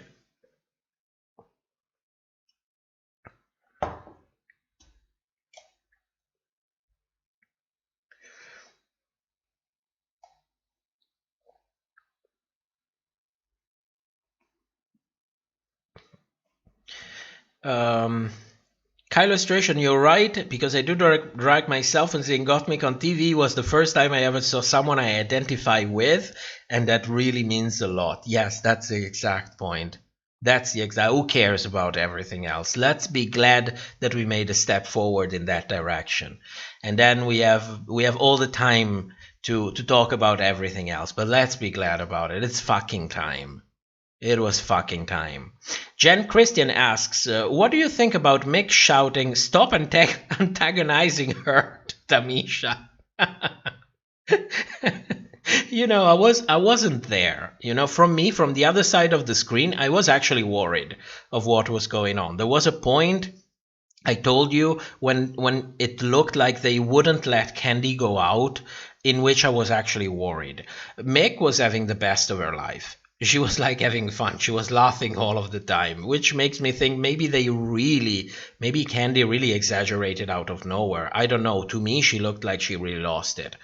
But, when you are dealing with two people fighting and you have one person who has completely lost it, your best chance to stop the fight is to ask to the calmer person to stop doing whatever she's doing. So I'm not sure that I would agree with the choice of words. I wouldn't have used the word antagonizing it. I would simply say, stop it. Let's calm down. Let's have a moment. And, it's a practical thing. You go to the person who is the calmer of the two, because that's your best chance to actually make the whole situation stop and calm down. So I can understand why she went to Tamisha. Still, I don't agree on the choice of words, but in a situation like that, who gives a shit about the choice of words that you have? The important thing is that you reach your goal. So, I thought it was normal. I see nothing wrong with it.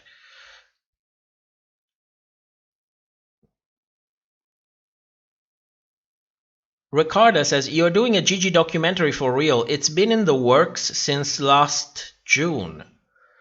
We created a script.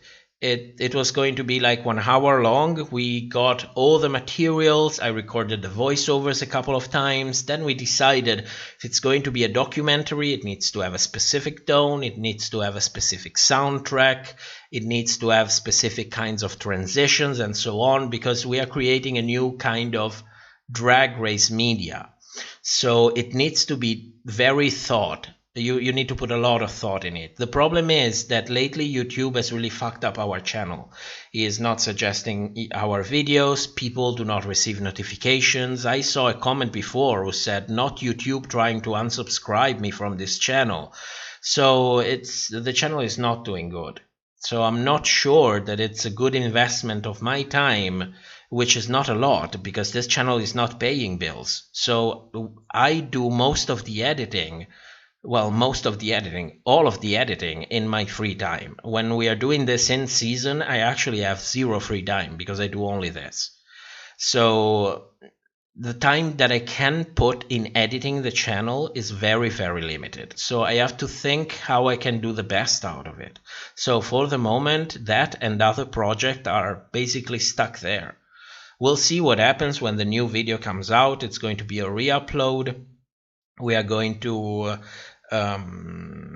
re-upload the 10 lip sync commandments, which was a very loved videos. People asked me about it for years when we had to take it down, and it's going to be updated. There's new animations, new everything. It's I'm really proud of it. It's a really nice video, but publishing that video will tell me for sure if YouTube is really fucking us over. Because if that video does well, then it means, okay, it's just that you are doing commentary and people don't like your commentary. And that's it. They like your edits, they don't like your commentary, which is fair enough.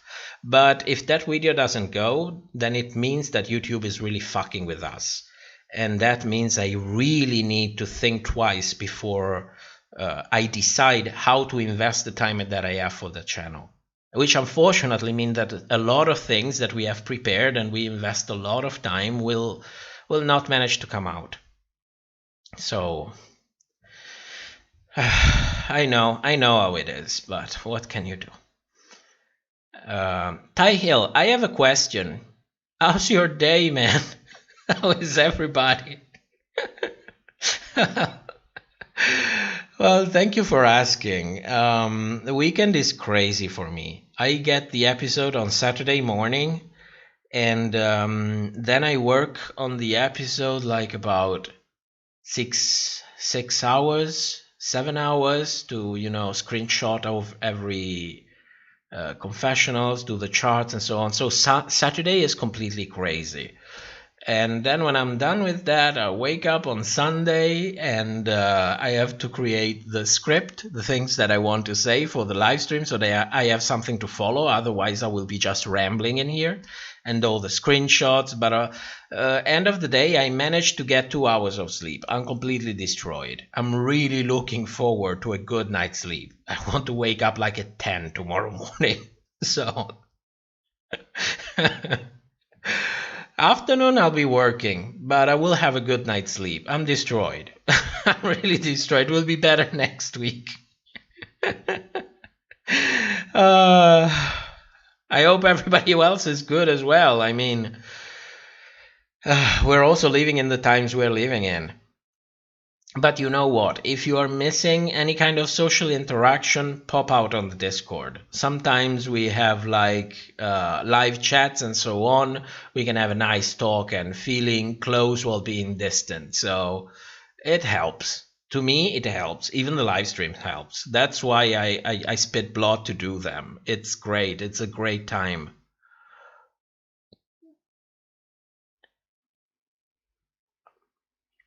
Let's check.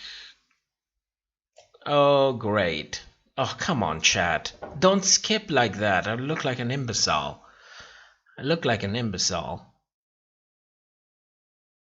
Insulin, we're at season 13. Get over it. Jada won. Yes. Yes, she did. She did. You know, I know that something was strange about all of this because I'm not part of the target audience. And for the first time in years, somebody I was actually living for ended up winning. So I knew that there had to be something going on with that. There had to be. Oh god, I'm leaving for the segment that she does after the videos on the RuPaul's Drag Race channel. And she's like, look over here. She looks incredible. She's a queen. Guys, that's a queen. That's the essence of beauty for you all. Luis Felipe, after Elliot's disclaimer about black queens last week, we got a lot of shots of her face being polite and listening to the queens of color during the Black Lives Matter conversation. Coincidence? No, you're absolutely right. It's actually in my notes, but I didn't have time to prepare it for the stream. It will be in the episode. There is a moment in which Elliot teleports to listen to the conversation and nod about it. So, you know, you guys, I'm so proud of all of you for starting to notice this kind of shit. For the longest time, I thought I was crazy. And then I started doing this as a show and making videos, and I'm finding a lot of people coming out and say, yes, I noticed this. Did you notice that? I made a post on the community section of the channel immediately after the preview came out to show Candy's confessionals. And somebody came out and said, hey, they also mirrored the image. They, you know, fuck. I am leaving. You know, the moment you guys become better than me at finding this shit, that's when this show reached its objective. That's it. That's the moment. That's incredible. That's so fulfilling. You know, that's really fulfilling. Valentine, why are you even talking about Gigi? She isn't on season 13, honey. Oh, you're talking to me? I was asking questions. Somebody asked questions about it. Diogo, if we have Trinity the trans, we are gonna have Elliot with 2 melanins too. What does that mean? Come on.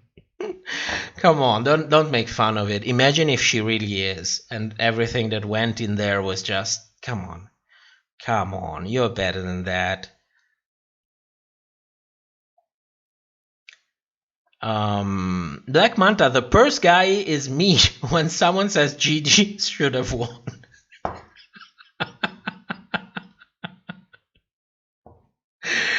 Blake Robinson, the purse guy needs to take some of whatever Ru was on in episode 4. Oh my God. What was his name? Like Charlie Beaver or something. Oh, wait. I have it written here.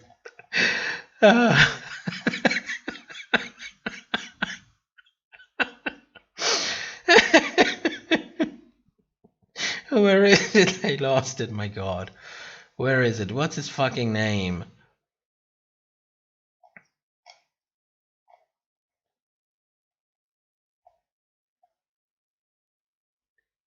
Mini challenge. Where is it? Here it is. Stuart Beaver. Stuart Beaver. It's not called Beaver. I call him Beaver.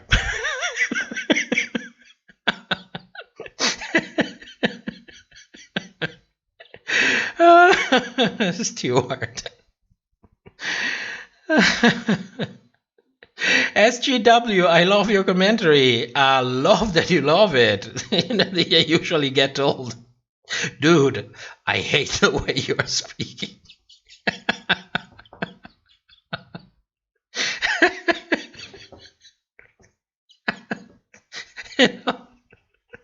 Somebody left me a comment on a video saying, I hate the way you speak. And she spelled you're speaking without the apostrophe.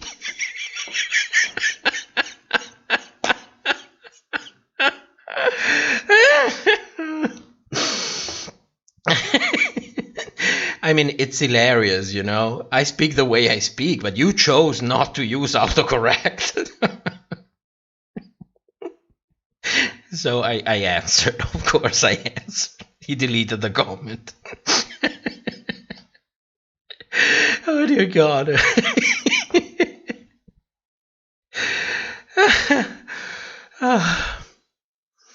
This is getting crazy. My God, tonight we're getting really crazy. Beatrice, do you think would be good for the channel if we share it on Reddit? My doubt is that Reddit is full of keyboard warrior kids who don't have any judgment and are devil by night. Well, if I learned anything from RuPaul, is that any kind of publicity is good publicity. So by all means, you never know where interested people might come from. And thank you for the support. Thank you for sharing this stuff everywhere, because YouTube is not helping. So I don't care if they come and troll in the comment section. I can take this kind of shit. You know, it's most of the time it's laughable. So yes, thank you. Thank you so much.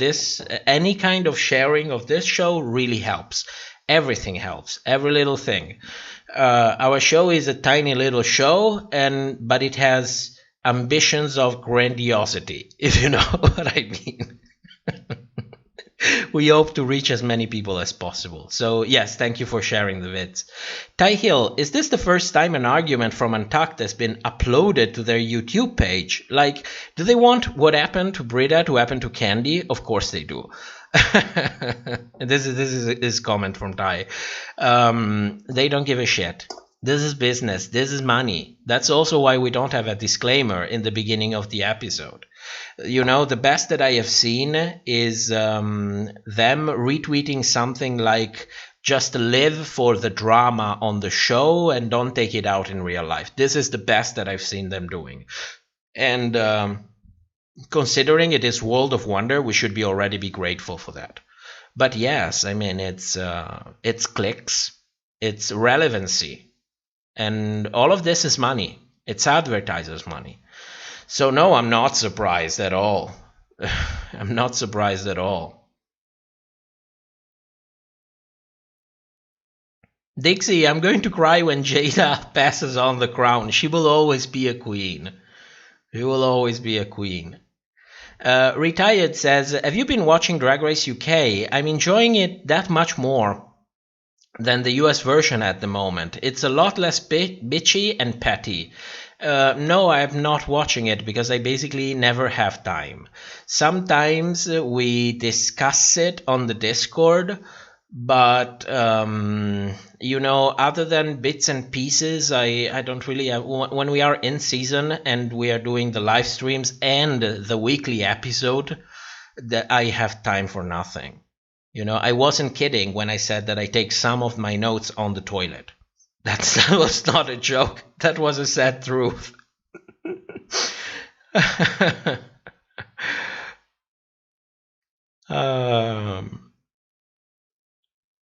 Let me scroll on the chat.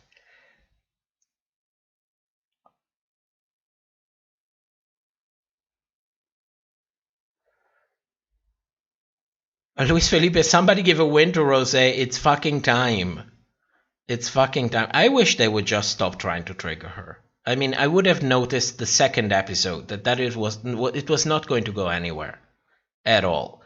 And that thing that they did this episode with the top, when they called out 2 out of 3 and then give the win to 1, come on.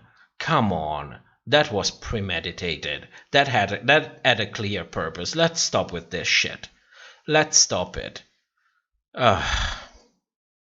It makes me crazy, you know, because you come thinking worst case scenario that they are really putting them in uncomfortable positions, and that's just a mental exercise, you know. You try to define the limits in which you are going to stop your mental masturbation about it, you know. There you have a limit there. That is the worst that can happen. The problem is when you start realizing that, well, there are signs that shit like this really happened. I mean, if we didn't get it from Britta, now with Rosé, it's my God, it's almost criminal. In a way, it's almost criminal. Not to mention everything that they have going around it, the stress, the fear of social media backlash, the money they invested.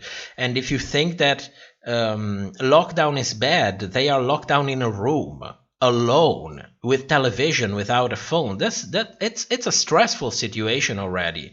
And see those kind of things done to you just because they need a good show, it's troubling. Jen Christian says, do you think they're setting Rosé up for failure just like Jen? It seems like she's always runner-up for the win.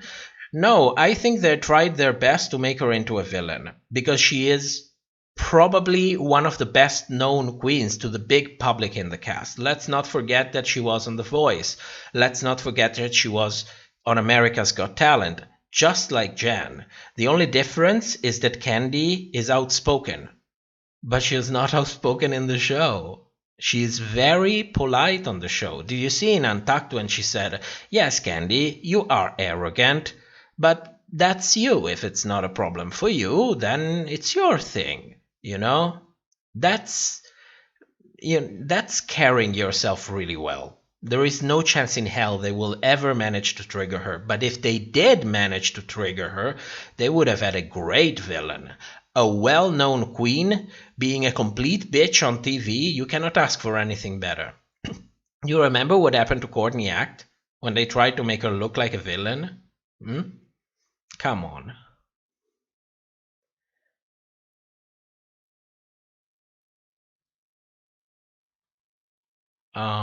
Chat. Chat.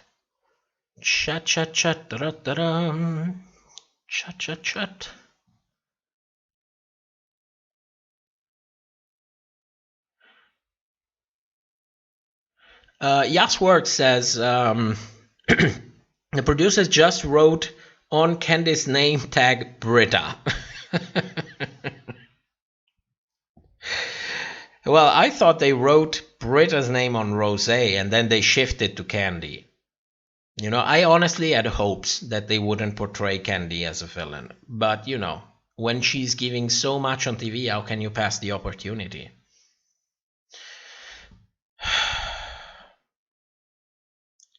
John Boitoy says, will the live resume?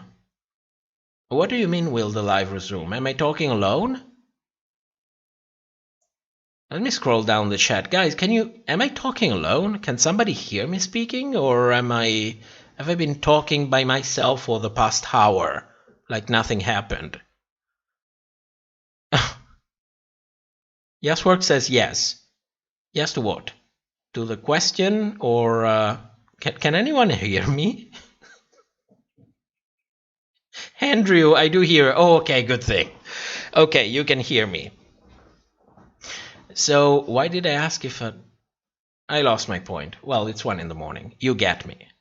You get me. Ricarda says, Rosé knows Jen very well, so I think she will not snap. I think they had a nice conversation about what it means to be on Drag Race. I think, well, they are friends. They are in the same group. They've been knowing each other for years. I think Jen actually gave her some good advice, which is not a bad thing at all.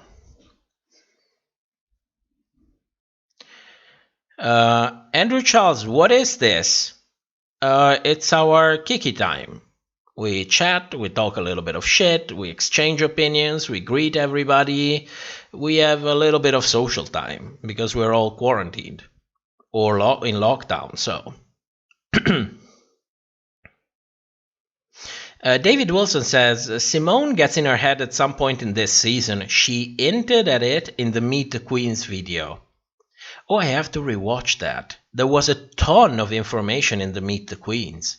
A ton of it. Like Joey with the wearing a wig thing. There was a ton of stuff.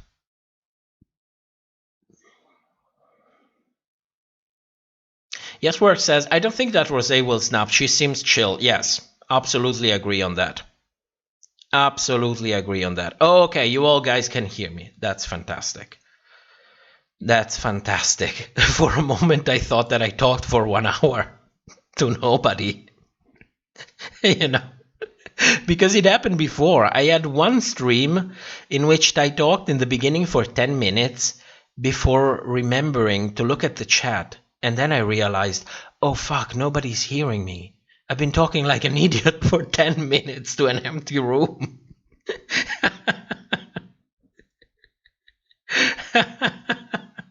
So, you know, I always have fear of that.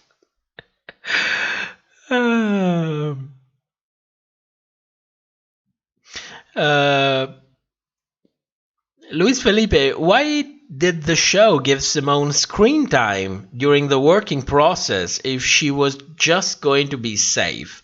I think it was their way to justify the fact that she was safe, as if she was actually putting effort in whatever she was doing.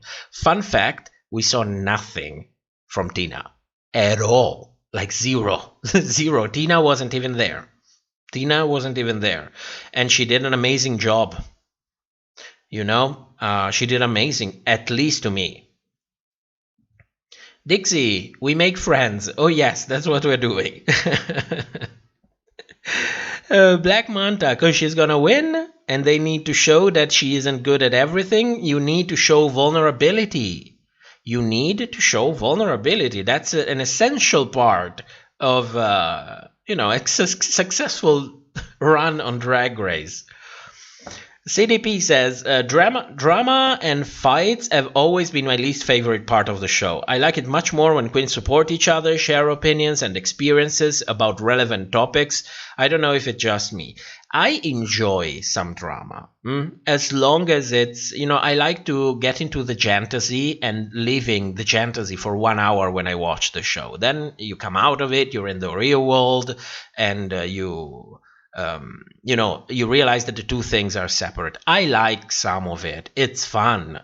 But until a certain limit, you know, when you start having people who really risk snapping and start saying, I'm going to beat the shit out of someone, and that starts to get a little bit too much for me, especially when it's so gratuitous, coming out of nowhere. But I like a little bit of it.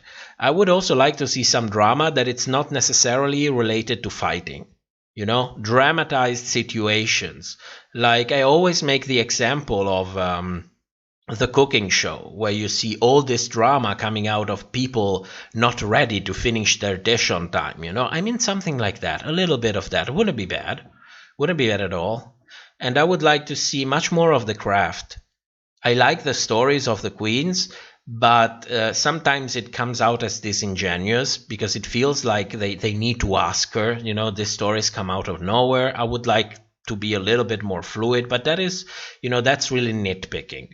I like that they tell their stories, but I would like to see much more of the craft.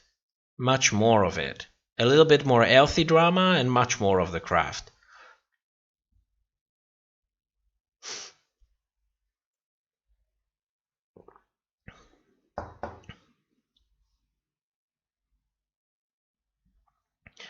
Felicia says, in season 2, I think Reddy got the likable villain added. Perhaps because it was so new.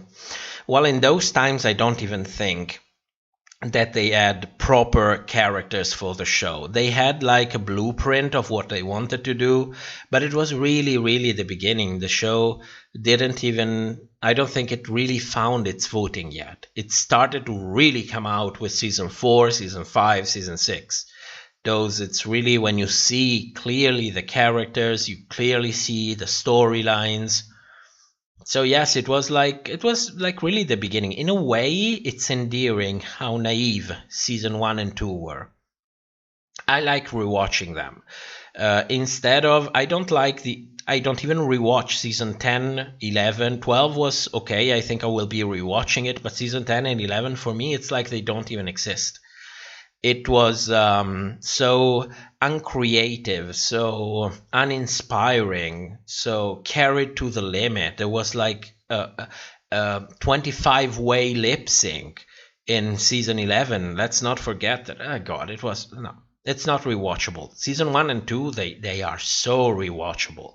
If you have the time, like really go in it. It's so entertaining, so entertaining.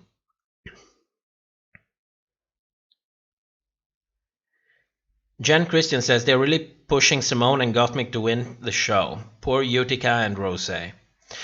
Well, you also have to understand one thing. What does it mean to really win the show?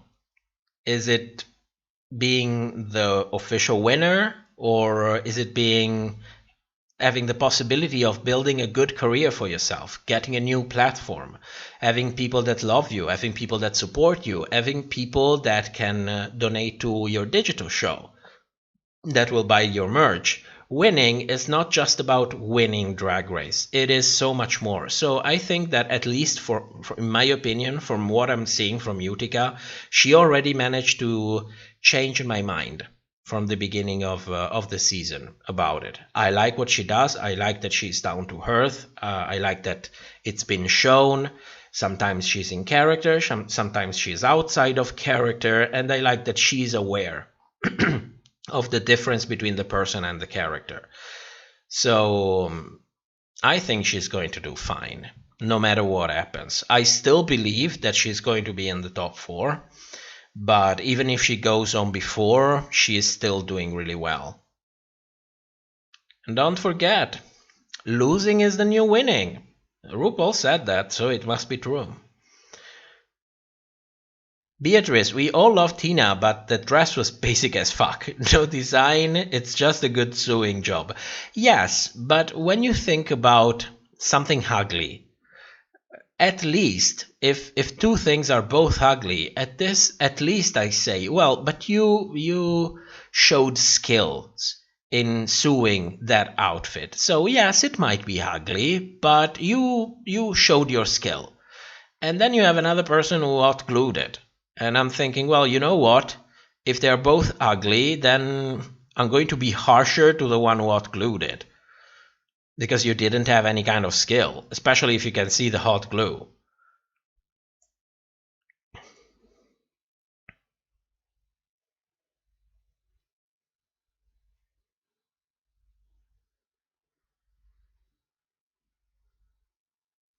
Blazing Bar says, I think the only likable villain edit was given to Violet. Oh, sorry. Was given to Violet because it didn't work, so they just left it without ending true story. No, I think I disagree with that. Because Violet's edit, it looked like they fucked up the whole season and they ended up with Violet. So they somehow had to try to redeem her. But if you look back at season 7, you never really see Violet actually redeemed. You have confessionals of other queens telling you how much Violet is being redeemed, but she is the way she is from the beginning to an end. Like, you know, like a bitch. And I'm living for it. I live for a bitch that owns it.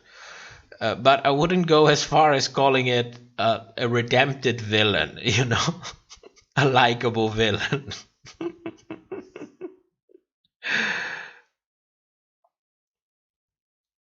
Jade says, can we comment on how Sword was to watch Utica being ignored? Oh, sorry, I'm stroking a little bit. How Sword was... How award? Or rewarding was to watch Utica being ignored while trying to teach Lala Ree how to literally sue. I don't get this, I'm sorry. We are having a little bit of a language barrier. So I don't understand what you mean. Maybe you mean that it was rewarding to see it. It is. It's nice when you see these people actually helping each other for once, instead of being bitchy all of the time.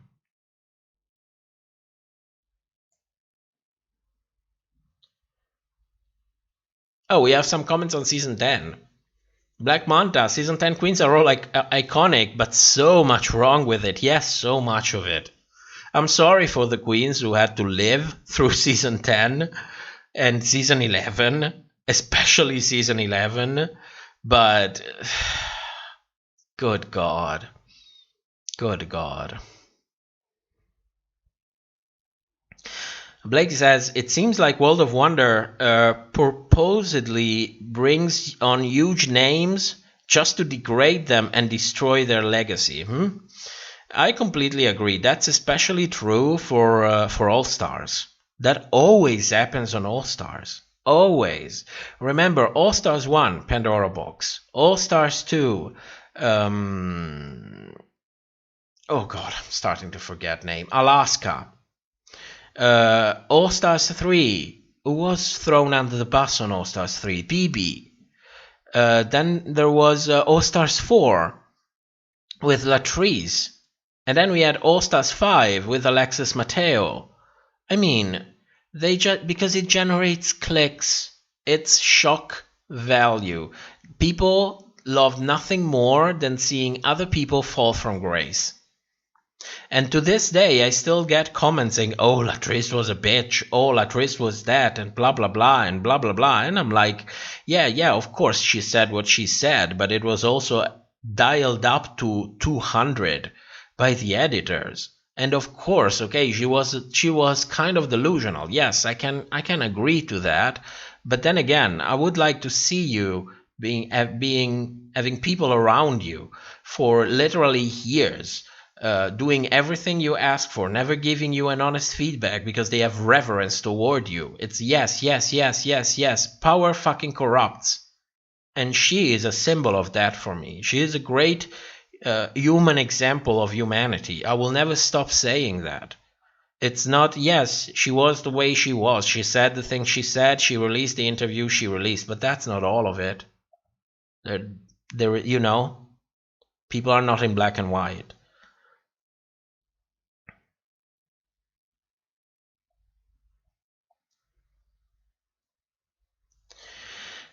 Let me get a little bit. Oh, my drink is finished.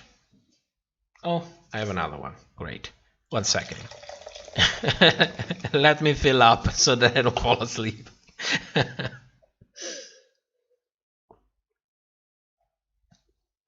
Jen Christian asks, what's your opinion about the fashion queens?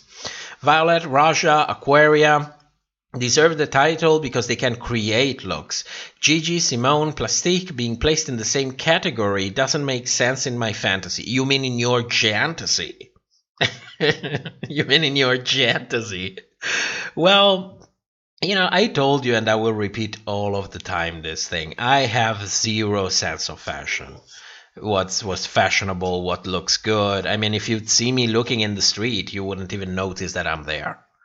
Unless I'm having a bad day and I'm really dressed like shit. So, yeah, it's nice to look at them. I appreciate the craft when I see it. But I have much more respect for queens who can actually create things and shows that they can create things like Raj and Violet, rather than people who are good at buying what looks good. I mean, I don't think... Yes, you still have something that I don't have. You have a good sense of style, let's say it like that, but it's nothing compared to people able to bring it to life with their own hands. I think that's infinitely more rewarding for them and for me to watch it happen. So I don't take in... That's also why I never discuss the runways. You know, okay, you're good at buying things. Well, some of the queens are good at buying things, but you know, that just tells me that you have money. Nothing more.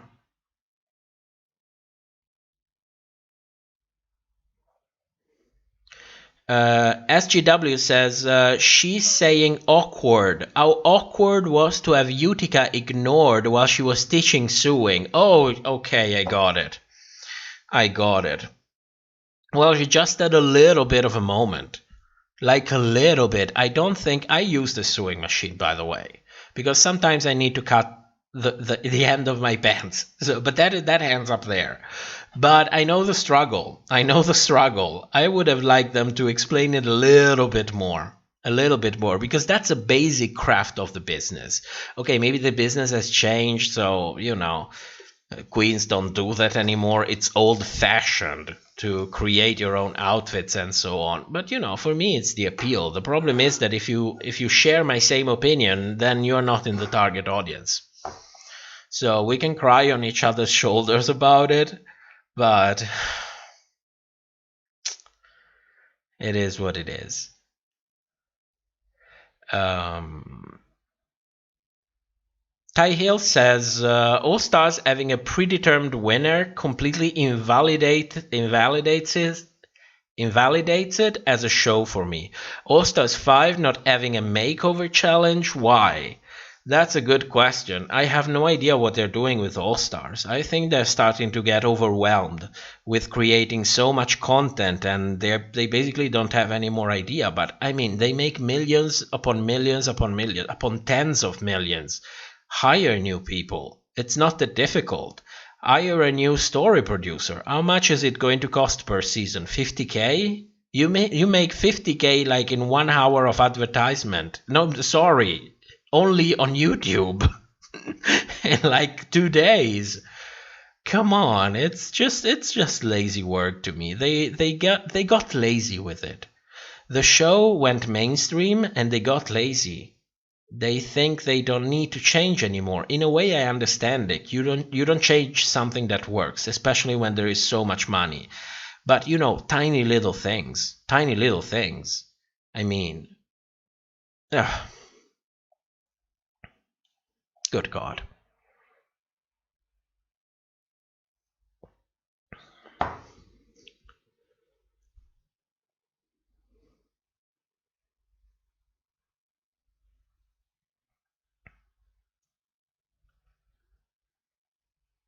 Dixie says, Drag Race will have a very difficult time finding casts for All Stars.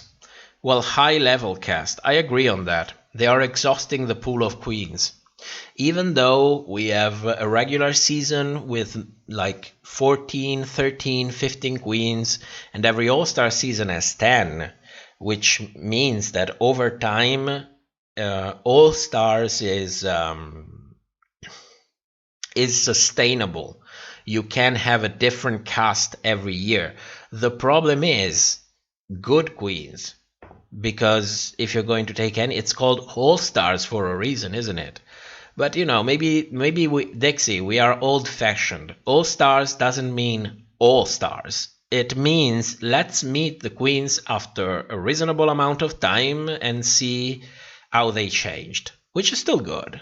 It's still good. We just have to make, you know, that little mental click and getting into the idea that it's not the most beloved, the most talented ones. It's just let's take a look and see how they changed.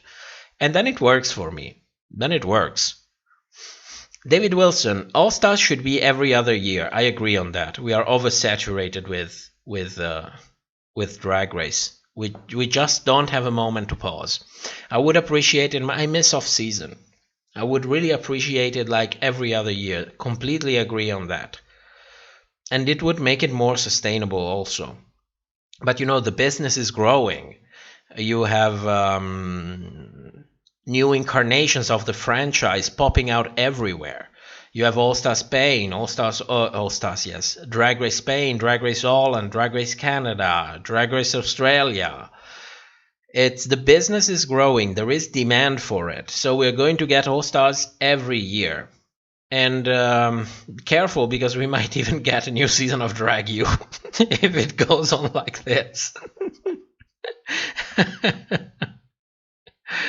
Oh, good God.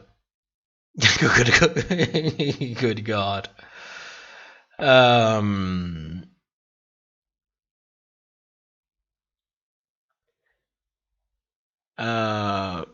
Dixie asks, what do you think World of Wonder TV airs the first 15 minutes of the episode 3 days early?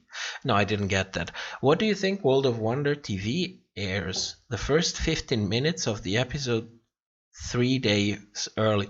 Oh, because they give a preview 3 days early. Oh, they do the same on YouTube. They do the same on YouTube. They actually tweet it.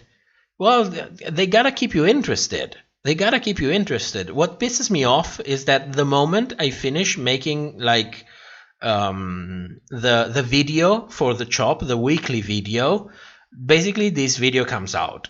And I get to find out like immediately if I said some bullshit in my video.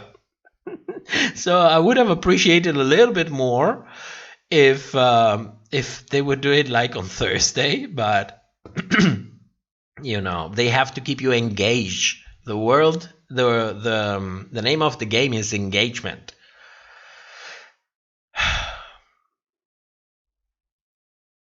Yas says, I always pray for a proper Germany's Drag Race before I go to sleep. Oh, it's coming. It's coming everywhere. If you have money to pay for the franchise, it's coming everywhere. There is no doubt about it. I joked about it that probably next year we're going to get Drag Race Vatican City. It's exploding. It's completely exploding, which is a good thing. It's not necessarily a bad thing.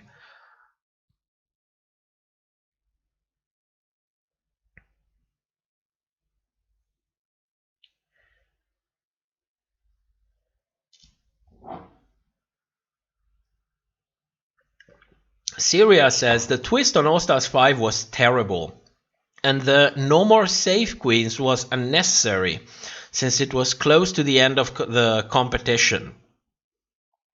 I think it makes no sense, the No Safe Queens. What's the point of it? You put everyone in the bottom, you're shuffling the cards, hoping that maybe someone will get eliminated.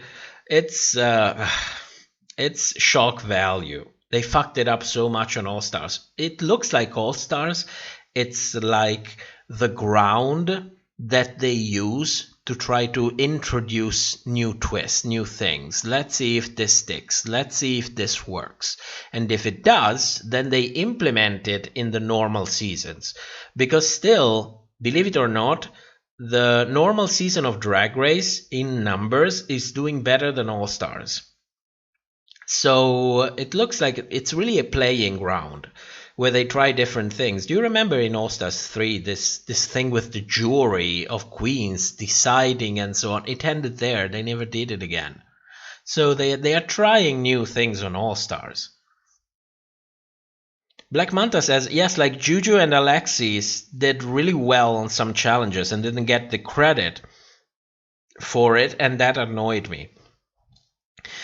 Yeah, but I like the fantasy that it's a competition, but we both know it's not really a competition. So, you know what? Juju B is an amazing queen. And for almost 10 years, people still have failed to recognize how amazing Alexis is.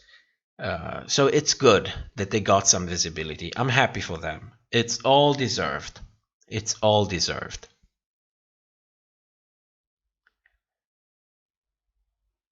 Seeker says, I loved in the early seasons when they would go outside the studio and do the challenges, going to the thrift store, fabric store, in the street, interacting with the public. What you reminded me, I loved it as well. I didn't realize that I missed this until you just said that. That was one of the most lovely part of the show. I really lived for everything about it. And it was still in a time in which people would look at drag queens during the day like, what the fuck is that? What's happening, you know? If they would do it right now, probably people would ask to take pictures. That's the difference. That's, you know, what has changed in 10 years. What can you do? It's the passage of time. You gain something, you lose something. It is how it is. Black Manta, I want Peppermint to get her crown. Yeah, it's fucking time, isn't it? It is time. Jen Christian says, do you think it's fair for Ginger to be on All Stars again? She did. Oh, we're not doing spoilers here. So if anyone has spoilers on the cast for All Stars, and that is please don't do that. It's not welcome. There is a specific section on the Discord for those of you who decide to talk about spoiler, but that is separate and it's away from everybody else's eyes. So please let's be respectful of everybody. So, well, now I read the comment. So, she did All Stars 2 with the known format, unlike Manila, Latrice, Juju, Alexis, who did All Stars 1. But I love to see her on TV again, and yes, Jantasy, not fantasy. Oh, so you're thinking she would be on... I don't think she'll be on All Stars again. It's been too recent. Probably all the queens from All Stars 1 at some point will be coming back. Like little by little, so that All Stars can be more sustainable. But I don't think anybody from All Stars 2 is going to come back. Unless we are really like a huge point in the future, like RuPaul's Drag Race season 25. Then, I don't know, maybe at that point, not that extreme. But I don't think so. Also because there is a reason from bringing them back from All Stars 1. It was really, really... a fucked up way of carrying the season. The format was it was crazy. So I get it that they're coming back. It's also a bunch of very iconic queens. So yes, I think from All Stars 1 at some point in time, little by little, all of them will come. All Stars 2, I don't think so. I don't think so. Unless they come back for doing, bits and pieces, like when they did in All Stars 5, the lip sync assassin thing, and they brought back some queens. Unless it's something like that, I don't think so.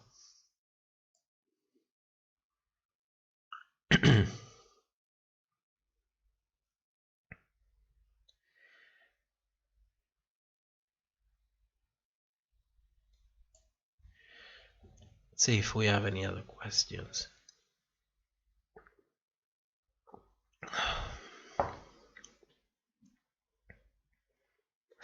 Syria, speaking of Jujubee, the Drag Race YouTube challenge posted the best of Jujubee video, and it made me so happy. It reminded me that Juju's government name is airline. Yes, it is. There's actually a video somewhere on YouTube. I don't know where I saw it, so I cannot give you a reference for that. But there is a moment in which Juju actually explains where the name is coming from. So she has her parents, they don't speak anything of English, they only know the word airline. And so they called her Airline. And then she did an imitation of her mother calling her. Of her grandmother calling her. She said, my grandma is calling me Ellen. Ellen.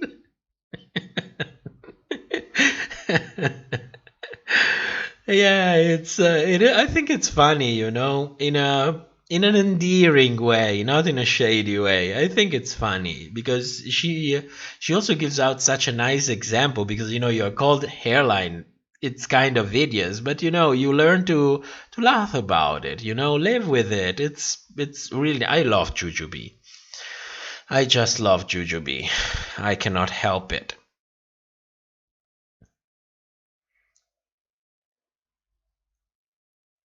Ricarda asks, do you know if the queens are placed where they sit in the untucked couch? I think Gottmik only went outside with Candy because they sit next to each other.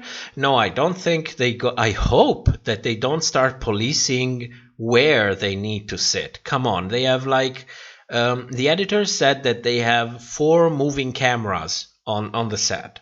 So you can get all of your camera angles. You don't need to start policing who should sit next to where. And so I think it's because they are kind of, like it was said before, they are kind of a clique. They know each other. They help each other. So they sit next to each other. I mean, if I am more comfortable around someone, I will probably sit next to them. So I hope not. I hope that they're not. Come on. That would be crazy. I mean, it's World of Wonder. I wouldn't be surprised, but come on. Seeker, I just heard Nicole Page Brooks saying cherry pie. Oh, Nicole. We need Nicole back for All Stars. It's time. The bitch is not getting any younger. It's time to get Nicole back.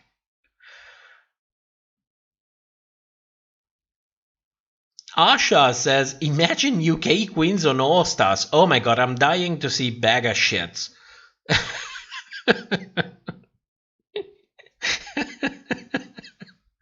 No, not really. I'm not being nasty to her. It's a reading from the library. Let's not forget that. That was a reading from the library. It's a quote. No, I don't think it's going to happen. But in a way, it would be nice if they would implement the international cast. Not necessarily competing, but you can do something with it. The problem is, can you afford it? Because, All Stars Queen come already much more expensive than regular queens. Not to mention that they have much more leverage on the contract. So it's expensive to do All Stars.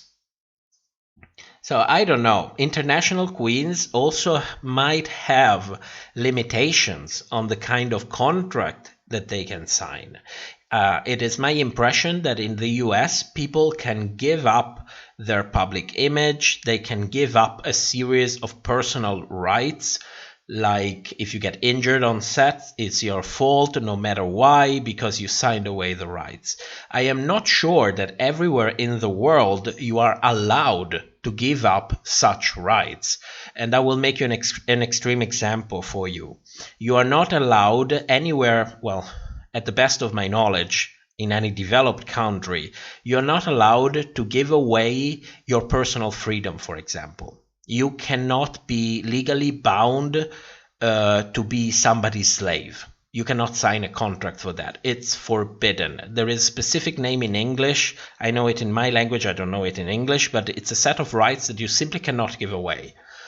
And that is in the law for protecting you. So I'm not sure that this kind of things that happen in the US are allowed in each country in the same way. And that could be a huge problem. That could be a huge problem. The first thing that comes to my mind is a perpetual NDA.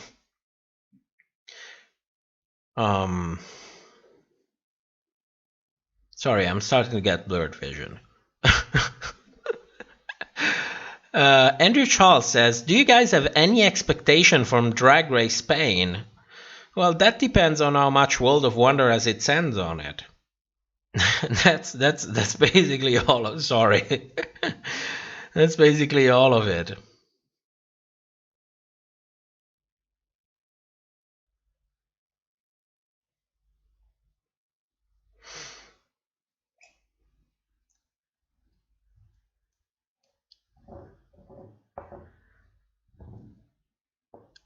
Oh, I need to drink something.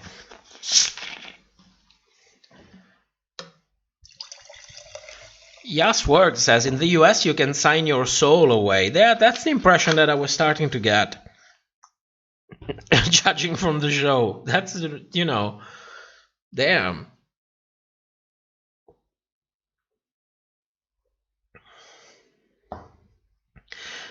Ty says, so weird that they wouldn't have Mystique and Morgan in the same season of All Stars. Well, maybe Mystique said no. I know that for a while she appeared in the World of Wonder stuff because I was getting suggestion about it, like she was kind of courting getting on All Stars, but I don't think they want to, sign her for All Stars. And I know, yes, Andrew, you're right. Mystique has grown on so many levels. I would like to see her as well, but one thing is bringing like queens from, think about All Stars 1, for example. Think about Pandora Box, for example. Think about, what was her name? I'm starting to forget names. Dear God. Jara Sophia. Think about all of these queens. They, in a way, they kind of have a precedence. People are more likely to tune in if you start seeing queens like this. Bolivia says, Alicia, inalienable rights. I don't know how to pronounce that. But yes, that's the word. That's rights that you cannot give away. That's the meaning of it.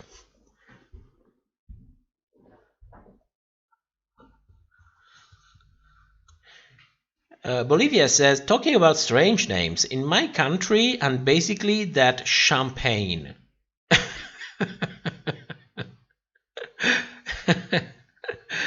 Beatrice, I really love All Stars 1. It was shady, but it had the best cast and some iconic moments. They drag on the street asking people to do stupid shit, and the best untucked ever. Yeah, I loved all of that. I didn't like this thing with the synergy thing. I think it fucked the queen a lot, but I didn't really think that they had the budget for an All Stars. Let's not forget that between All Stars 1 and 2, 4 years would pass. As if they tried to do something like All Stars and realized, well, this cost a lot of money, we didn't really earn that much, so let's keep it at that. Fantasia, maybe they should do partners again, but have the queens know in advance who their partners are. I don't know. After seeing the mess that it was, this partner thing in All Stars 1, I don't want to even hear it. It's like, queens have PTSD because of that.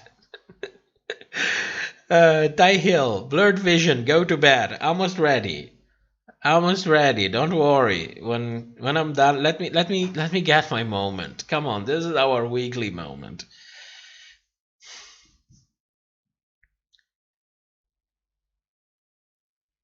Yes, Work says, I hereby become World of Wonders property. Seeker, that drink sounds so refreshing. It's sparkling water. I gave up on the energy drink, otherwise I will fall asleep like at 5 in the morning.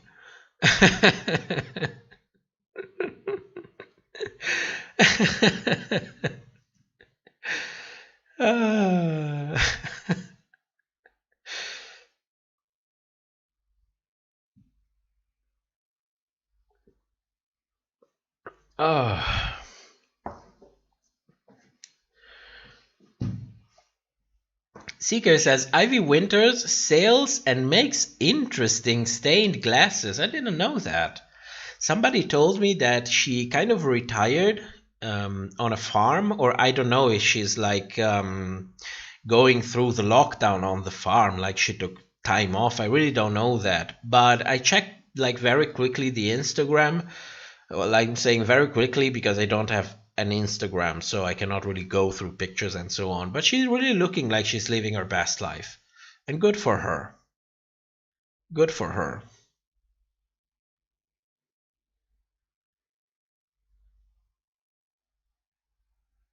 Alicia says she thought it okay to blare music loud enough to wake people up at 3 a.m. I think I missed something there. Blake, I'd really like an All-Stars with lower profile queens who didn't make it to the top 4-3, making it less obvious who is going to win. I would love it. I would like a first out All-Stars. That would be great. That would be fantastic. And we really get the cast from every season, including Miss Porkchop. Everyone except Shangela. We got enough from Shangela. We're going to pass on season 2. But yes, I would love it. And I'm dying. I'm dying.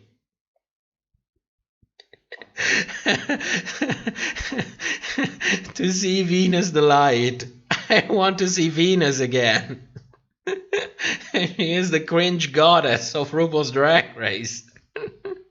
And as you're going to know in the next video, she has the gift of premonition. Don't forget about that. Yaswork, are you sure that sparkling... Yes, I'm sure. I'm sure. I'm not really a drinker. I am socially a lot. And, if it's a special occasion, like it's your birthday or so on, or something like that, or someone is getting married, I will get devastated completely. I will get completely wasted. but not alone. I just don't like it. Jen Christian asks, do you think it would be cool to see just the first and second eliminated queens on All Stars? Proves a lot for them in the competition's context. Yes. It would be absolutely entertaining to me. One thing that I loved on All Stars was when they did the redemption runway in All Stars 3. I thought the idea was genius. And they never did it again. They never did. I was living for all of that. It was so creative and so endearing, so redeeming. It was so good. They should push more that aspect of the competition. I would really like that. But then again, I'm not in the target audience anymore. You have to understand it. I'm too old. Ty Hill, don't say that. Don't say that. But I completely agree. I would love to see Jocelyn as well. But she tweeted something, I don't know how long it was, like 5 or 6 months ago. I have a screenshot of that she will never get cast for All Stars because she doesn't want to be a mean queen. And they are basically getting people who are... It looks like they were asked to go on All Stars and be a mean queen, and she basically said no. That's what it looked to me. So I don't think Jocelyn is coming anytime soon. But it's time. And what about Darian Lake? Good God. Dixie, the queens should be property of World of Wonders and get tattoos. Oh my God. I don't tell you what it reminds me of. What that reminds me of. But you know exactly. We're on YouTube. You know what I mean.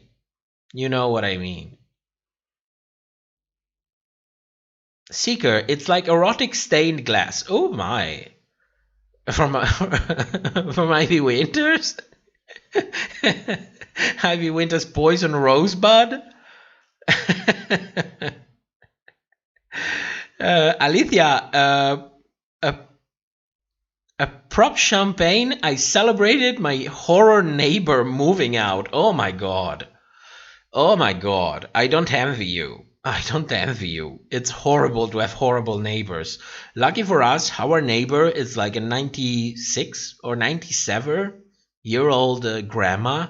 She is so sweet. She is like the sweetest person on earth. And she doesn't hear that well. So even if we play music loud or do this show in the middle of the night, she doesn't hear it. But she's so sweet. Oh God. But having terrible I had terrible neighbors. I remember when I moved in an apartment years and years ago. And I just moved there, so I was, building things, moving furniture around and so on. And the people under me got completely crazy because of it. Like hangry, like this, repressed anger. Oh my God. It's awful. It's really awful. I cannot tolerate bad neighbors. So good for you. Great for you, actually. Felicia, remember Miss Vanjie was first to get out in her first season. Would you like to see her return? No, I've had enough. And she had her moment more than once. It's time to bring back Venus Delight. You know you want it. And even if you don't know it, I can tell that you are desperately wanting to see Venus Delight again. It has to happen. There is no destiny is destiny. It has to happen.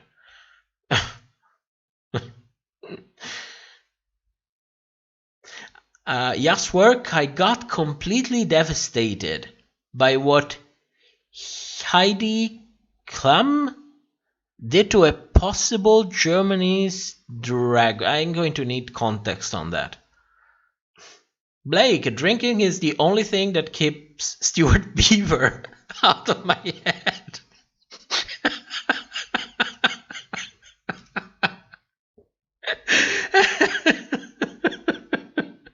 Oh my God. Stuart Beaver. Oh God. What the hell? I can't believe that he paid for that.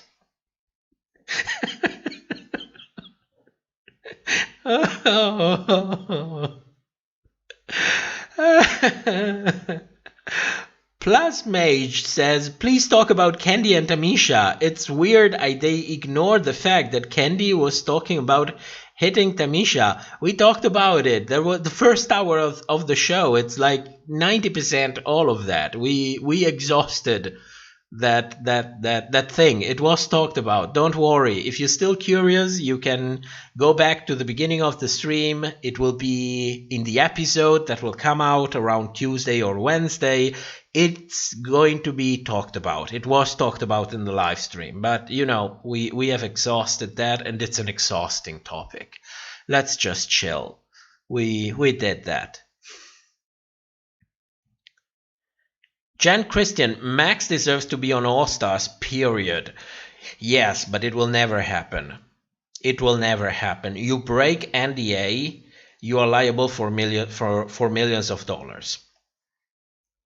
That's the whole point. They didn't sue, but that doesn't mean that they don't have a grudge. It will never happen. It's plain and simple.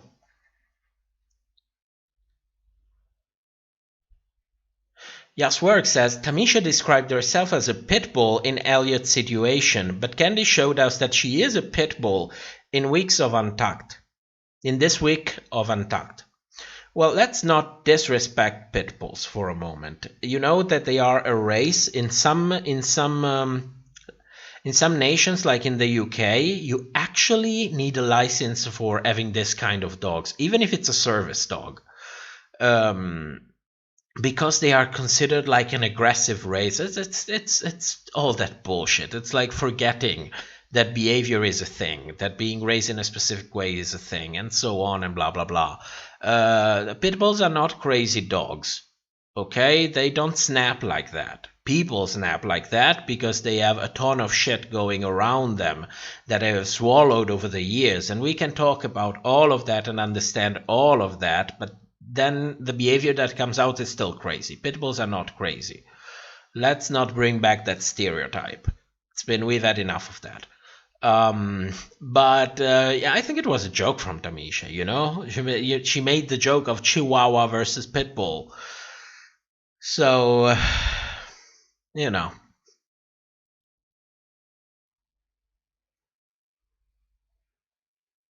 Alethea, it was a year of terror. The neighbor actually threatened. My God. I hated that. I had a neighbor in the same house, the one with the crazy person under it. There was a neighbor who was completely crazy. Once she called the police because we played music, not even that loud. I mean, I am a considerate person. I will never play loud music, like after lunch, for example, when, you know, some people rest after lunch. They wake up really early, go to work all morning, you know. But it's like 3, 4 in the afternoon. I want to play some music, I will play some music. This bitch called the cops on us. They called the cops. I mean, come on. Some people are just frustrated.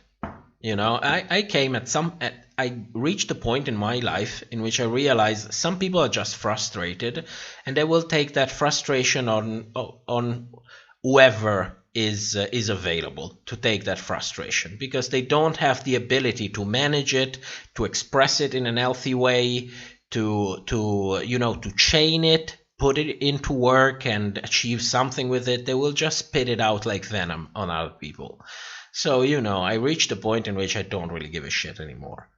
Unless, you know, it starts creating real problems, like with neighbors, for example. Other than that, I'm really, how can I say, really zen about it. Yeah, you talk. I know you're not really talking to me. You're talking to the people in your head.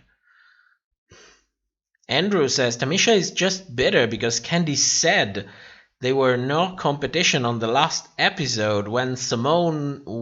Yeah, we talked about it.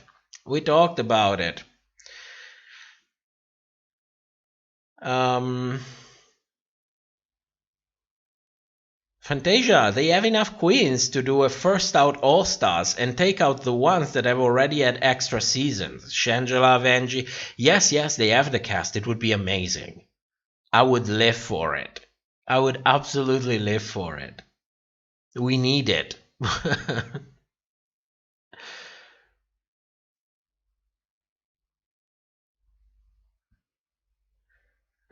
Syria, I would love to see Venus Delight, but still can't get over the fuckery that was the right stuff lip sync in front of Vanessa Williams herself.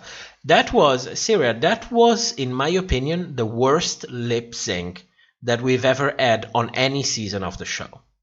I kind of might give them a pass because it was season 3 and we saw, you know, a lot of rules were not in place yet. I can kind of give them a pass, but it's still, to me, the worst lip sync to date. It was awful. I mean, it was awful. It's in the video, by the way, but it was awful. It's everything went off. Shoes went off. Wigs went off. They started fighting. It was, oh my god, dear god. Alethea, I PM'd you about the Clume thing. She's a hetero ex-model and grabbed the Germany imitation version of RuPaul's Drag Race. And she fucked it up. Oh, but you can also write it here so that everybody can get it. But thank you. Ty Hill, Tammy don't got time for RuPaul anymore. Oh god, Tammy Brown. Ty Hill, explain NDAs please. Never really understood what was going on with Max. Max released, okay, so Max, remember season 7, okay? Max looked like completely crazy on screen. The episode she went home, she started singing out of nowhere. Everybody was looking at her as if she was completely fucked up in her mind. A lot of people bought the narrative that she was high on something and then she went home. The problem is that Max came out and she broke NDA. She spoke about things that happened in the show. And if you do that, there is a clause in the contract, at least in the one that we have, the one that leaked. And I can guarantee you, it's in every NDA contract, that if you speak out about what happens, you have to pay damage. And you agree on the contract on how much that damage is, so that you don't even have to prove damage. You just come with the clause and say, hey, you broke the clause, give me $2 million. And that's it. So she broke NDA by releasing an interview and say, I wasn't crazy. I was asked to sing. RuPaul asked me to sing. And I sang. And guess what happened? They cut it out and make me look crazy as fuck. So for the longest time, for a couple of years, people said, well, Max is bitter, Max is this. And you had kind of a divide in the fandom. People who thought that Max was the next incarnation of God versus people who thought Max was disingenuous as fuck. It was a huge thing. Point is that 2 years later, the RuPaul's Drag Race account on Twitter released a post saying her story explained, revealed the time when Mama Ru asked Max to sing. Do you understand what's happening there? She really broke NDA. And she broke it to the point in which they couldn't hide it anymore, and they just admitted to it. And made it look like, ooh, revealed her story. This is what happened with Max. We have, she is actually in the thumbnail for our video, Blame It on the Edit. I pinned a comment in there with the receipt for this tweet. And if it ever goes down, I still have the screenshot. So, that is I hope that answers the question. If you want to, if you have other questions, put it out there. This is what we're doing now.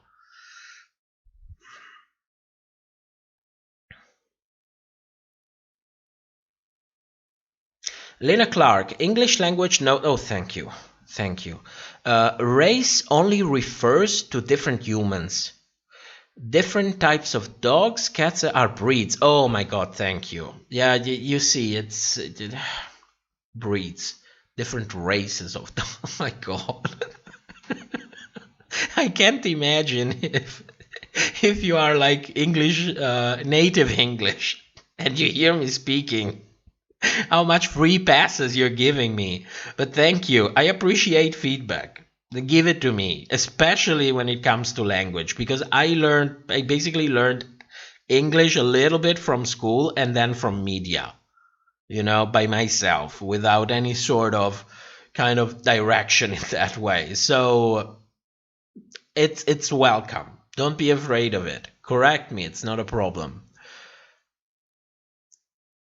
Felicia, I have 2 chihuahuas who have a big bark, but their bite will make you laugh. Oh, I miss having a dog. I miss it so much. But we could never take care of a dog. Let's be realistic.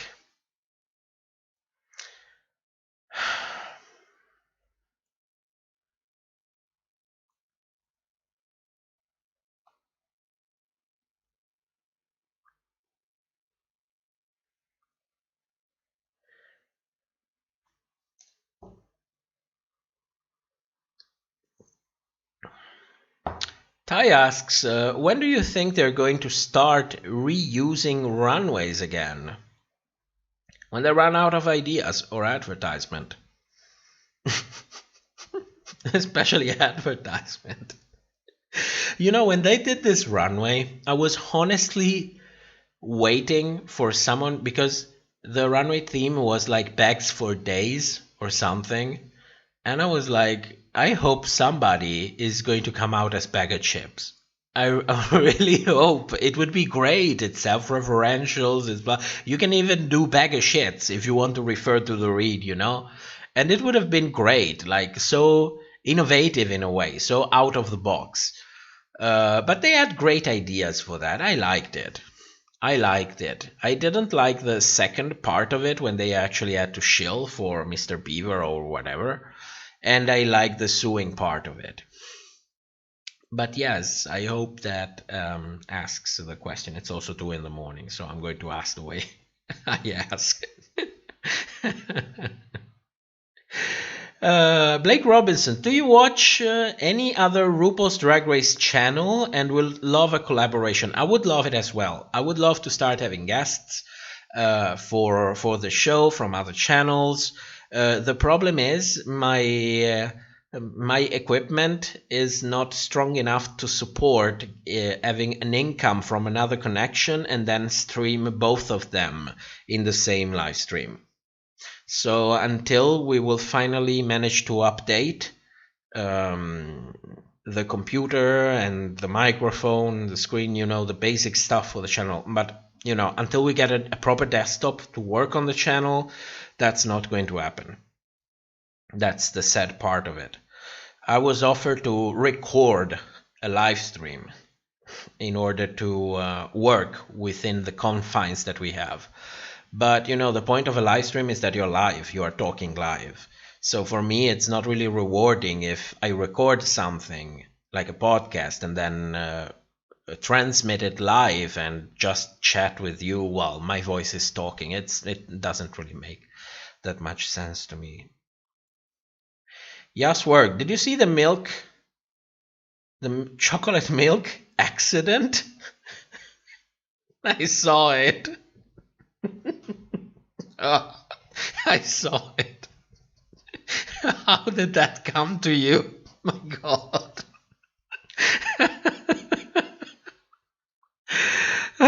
Oh, dear God. Dear God.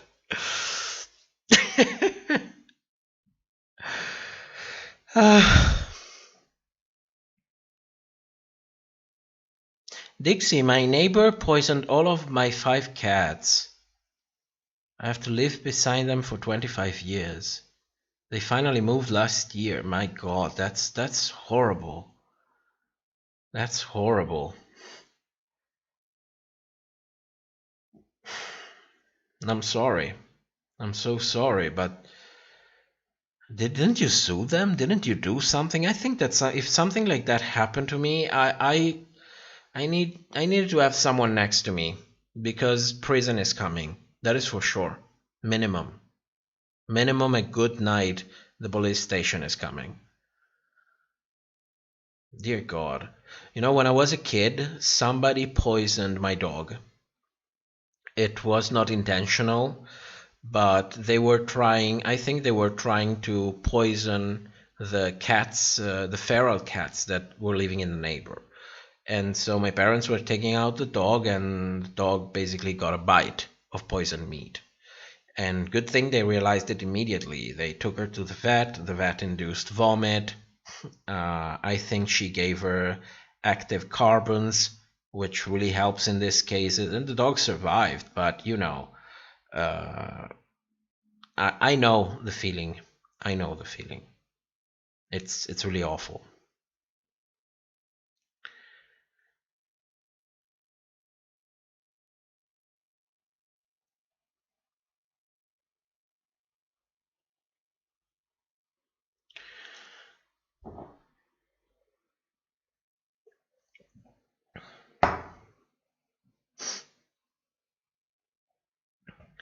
Oh, chat, don't skip again.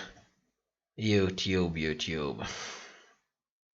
It would be nice if I would find a site that replays the YouTube chat live in a way that it doesn't skip. Because it's really a struggle all of the time. I cannot go through the comments, then wherever I am, the chat brings me immediately to the bottom, and so I have to scroll up again. It's so aggravating. It's so aggravating.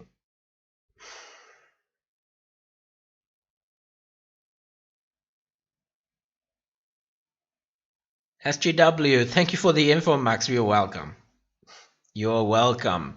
Let's spread the word and let's bring the receipts. That's really important. Andrew Charles, where do you live? In Europe. In Europe. We are European, both of us. From different countries, but both from Europe. Alethea, on German, you never use race with humans. But biologically speaking, human race aren't a thing. Okay, well, every language, I guess, it has its own way of expressing the difference, you know. The important thing is that we get each other's, you know, we transmit the concept, and we will go through the language barrier one way or the other.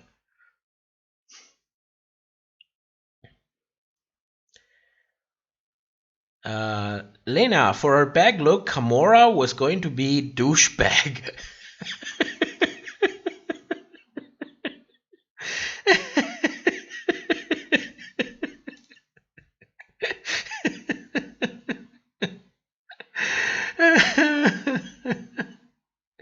Oh, good God.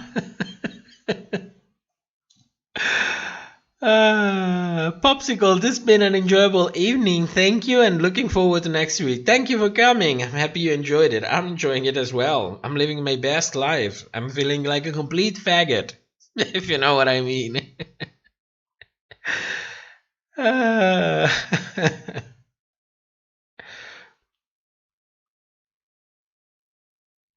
Where are we? Dear chat skipped again. Dixie! My hubby had just passed, so I was vulnerable. The police said, prove it. Thank you for your... Yeah, that's the problem, proving it. That's the problem. You know, I cannot explain what I think because YouTube wouldn't approve of it. But, you know, there are many ways in life.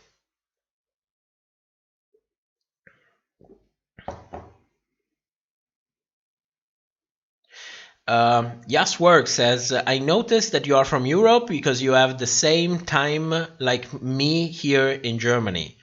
What time is there? Is it 2 a.m.? We are from Central Europe, yes. That's, or maybe we're not. Maybe I'm lying on the time. What is it? No, I'm joking. That's the time. But yes, we would like, you know, a lot of people ask, where are you from? Which countries do you live? Where were you born? And blah blah blah and blah blah blah, and we would just like to remain the way we are. We are here providing a show. It's not about us. At times, I might talk about things that concern us when I want to make a point, like when I did when I talked about you and did the faggot example. But it's not about us. It's about the show, and that's it. That's really it.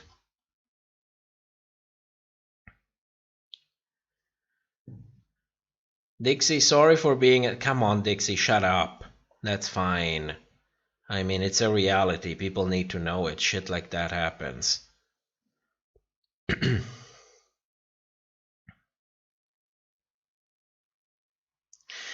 Alethea, try Twitch TV, maybe for the Kiki stream. Oh, and many times I've heard of Twitch, but I'm okay with YouTube. I'm really fine with YouTube. It works well. It's where the base of the viewers is, so I don't have to have people, going I just would like, a simple app that shows me the chat. I can have it on the side and, not having the skipping problem.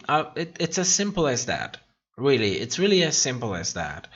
Because it gets messy, and the more people come to the live stream, because when it was 20 of us, it was really easy. But the moment you start having 100 people coming, I'm happy about it. I'm really happy about it. But it's also more difficult to keep up with the chat because it skips constantly. It cannot even stay in a single point. Yes, work. It's 2 a.m. Hello, Central Europe.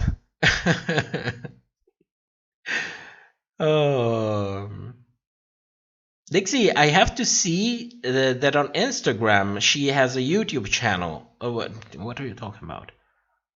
I probably missed something.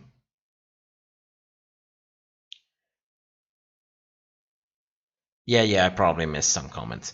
Blake, do you remember who you wanted to win with each seasons? Okay. I think season 2, because it was the first one that I watched, it was Pandora Box. Then season 3, it was Alexis Mateo. Season 4 was Sharon Needles. Season 5 was Jinx Monsoon. Season 6 was Bianca Del Rio. You can see that I was in the target audience. I was completely buying into the edits at the time. Then season 7, it was no one. I was so over season 7 at the time. I never even finished it. I just went, when they did this thing with Trixie returning, which was disingenuous as fuck. I got over it. I never finished it. I finished it later on. Season 8, I was really, they had Bob's Hero had it, and it happened the same as season 7. I didn't actually finish it in season. Then season 9, it was Shea Coulee. Season 10, I don't remember if I was actually rooting for someone on season 10. I don't think so. I wasn't really so in with all the Aquaria thing. Yeah, she had good looks, but for me it kind of, ended there. It was... I don't think there is nobody I was actually really rooting for season 10, and also season 11. Season 12, it was Jada. So I hope that answers the question. It's not really, an interesting answer. I know.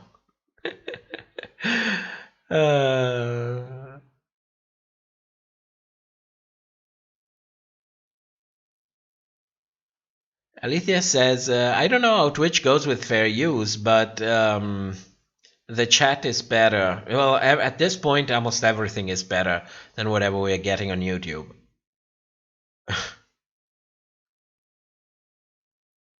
Alethea, Matt isn't called Mr. Anonymous for nothing. Yes. Seeker says, glad I found this channel. I enjoyed oh, you enjoyed it. That's nice. That's really nice to hear. It's nice that people are entertained. We worked hard on the show, and knowing that it's giving you life in a way, it's really nice. You know, it works. It works. It's worth it.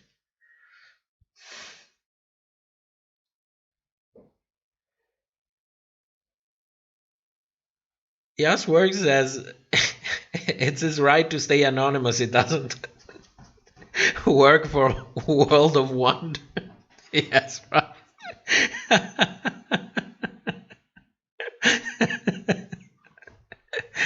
Yeah, you never know, but also you never know. People are crazy, you know.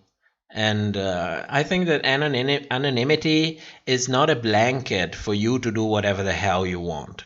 I'd always try to measure my words very well, to be fair with it, to always state this is my opinion, this is not a matter of fact, and so on and so forth. So it's not like I'm trying to hide behind the anonymous thing, but it's a reality that you have people in the world that simply because they don't like your form of criticism, they will destroy your life. That's as plain and simple as it is. And the moment this thing starts affecting your livelihood, then you're really fucked. And this channel doesn't pay the bills, so we cannot afford that at all. One day, maybe one day, but not right now.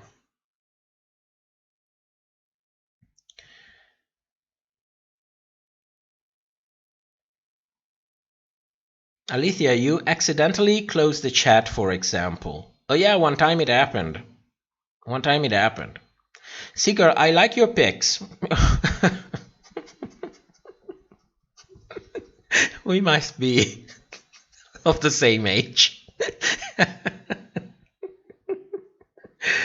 Dixie, season 12 was the most sure I was about the winner. Jada all the way. I mean, Jada was incredible in season 12. There is hands down on everything. There is, you know, it was nice for once. For once, it was nice. Then I can live with everything else. But for once, it was nice. SGW says, regarding the chat skipping, on my phone, I can scroll up and it will stay there until I move it. It only moves itself if I'm at the bottom. No, on the desktop version, because you have to understand, I'm not on YouTube's page. There is a specific page for live streaming on YouTube. Then you get a code from there, you put it into your streaming software, you connect it, and you start streaming. And on this page, you also have a chat. So on this page, not only I can see how good I am connected to you guys, how many people are in there, I can see the chat, I can see the likes, I can see they give me like a graph of the kind of playbacks that we have and so on and so forth. But you know, since I have everything there, I also have the chat there. And the problem is if I am at some point and then too many new comment comes, at some point the chat by itself, it will immediately scroll down to the new comments. And that is a problem, because then I have to scroll back and see what the hell is happening. Okay, guys, it's that time of the night in which we say goodbye. I go to sleep. I go to the toilet first because I'm pissing myself. And then I'll go to smoke a cigarette, and then hopefully I will fall asleep after 55 energy drinks. Maybe I will fall asleep. Anyways, the new video, the 10 lip sync commandments, I hope I will have the time to have it come out this week. If it's not this week, it's going to be next week, and that is a promise because the video is basically done. If for some reason I have some kind of interesting editing to do and you would like to see that, just ask for it on the Discord. Because we can also have a chit chat, you see what happens, you get a preview. So there is this. If you want, there is a link in the description. Other than that, thank you everyone for coming. Thank you for the upvotes. Thank you for the comment. Thank you for sharing. We are getting more and more people coming, and I have no doubt that this is not on YouTube. This is on you guys sharing the videos and suggesting it to everyone. So thank you so much for that. It really, really helps. So with that said, thank you so much for joining. I will see you next week. Bye, guys. Have a good week.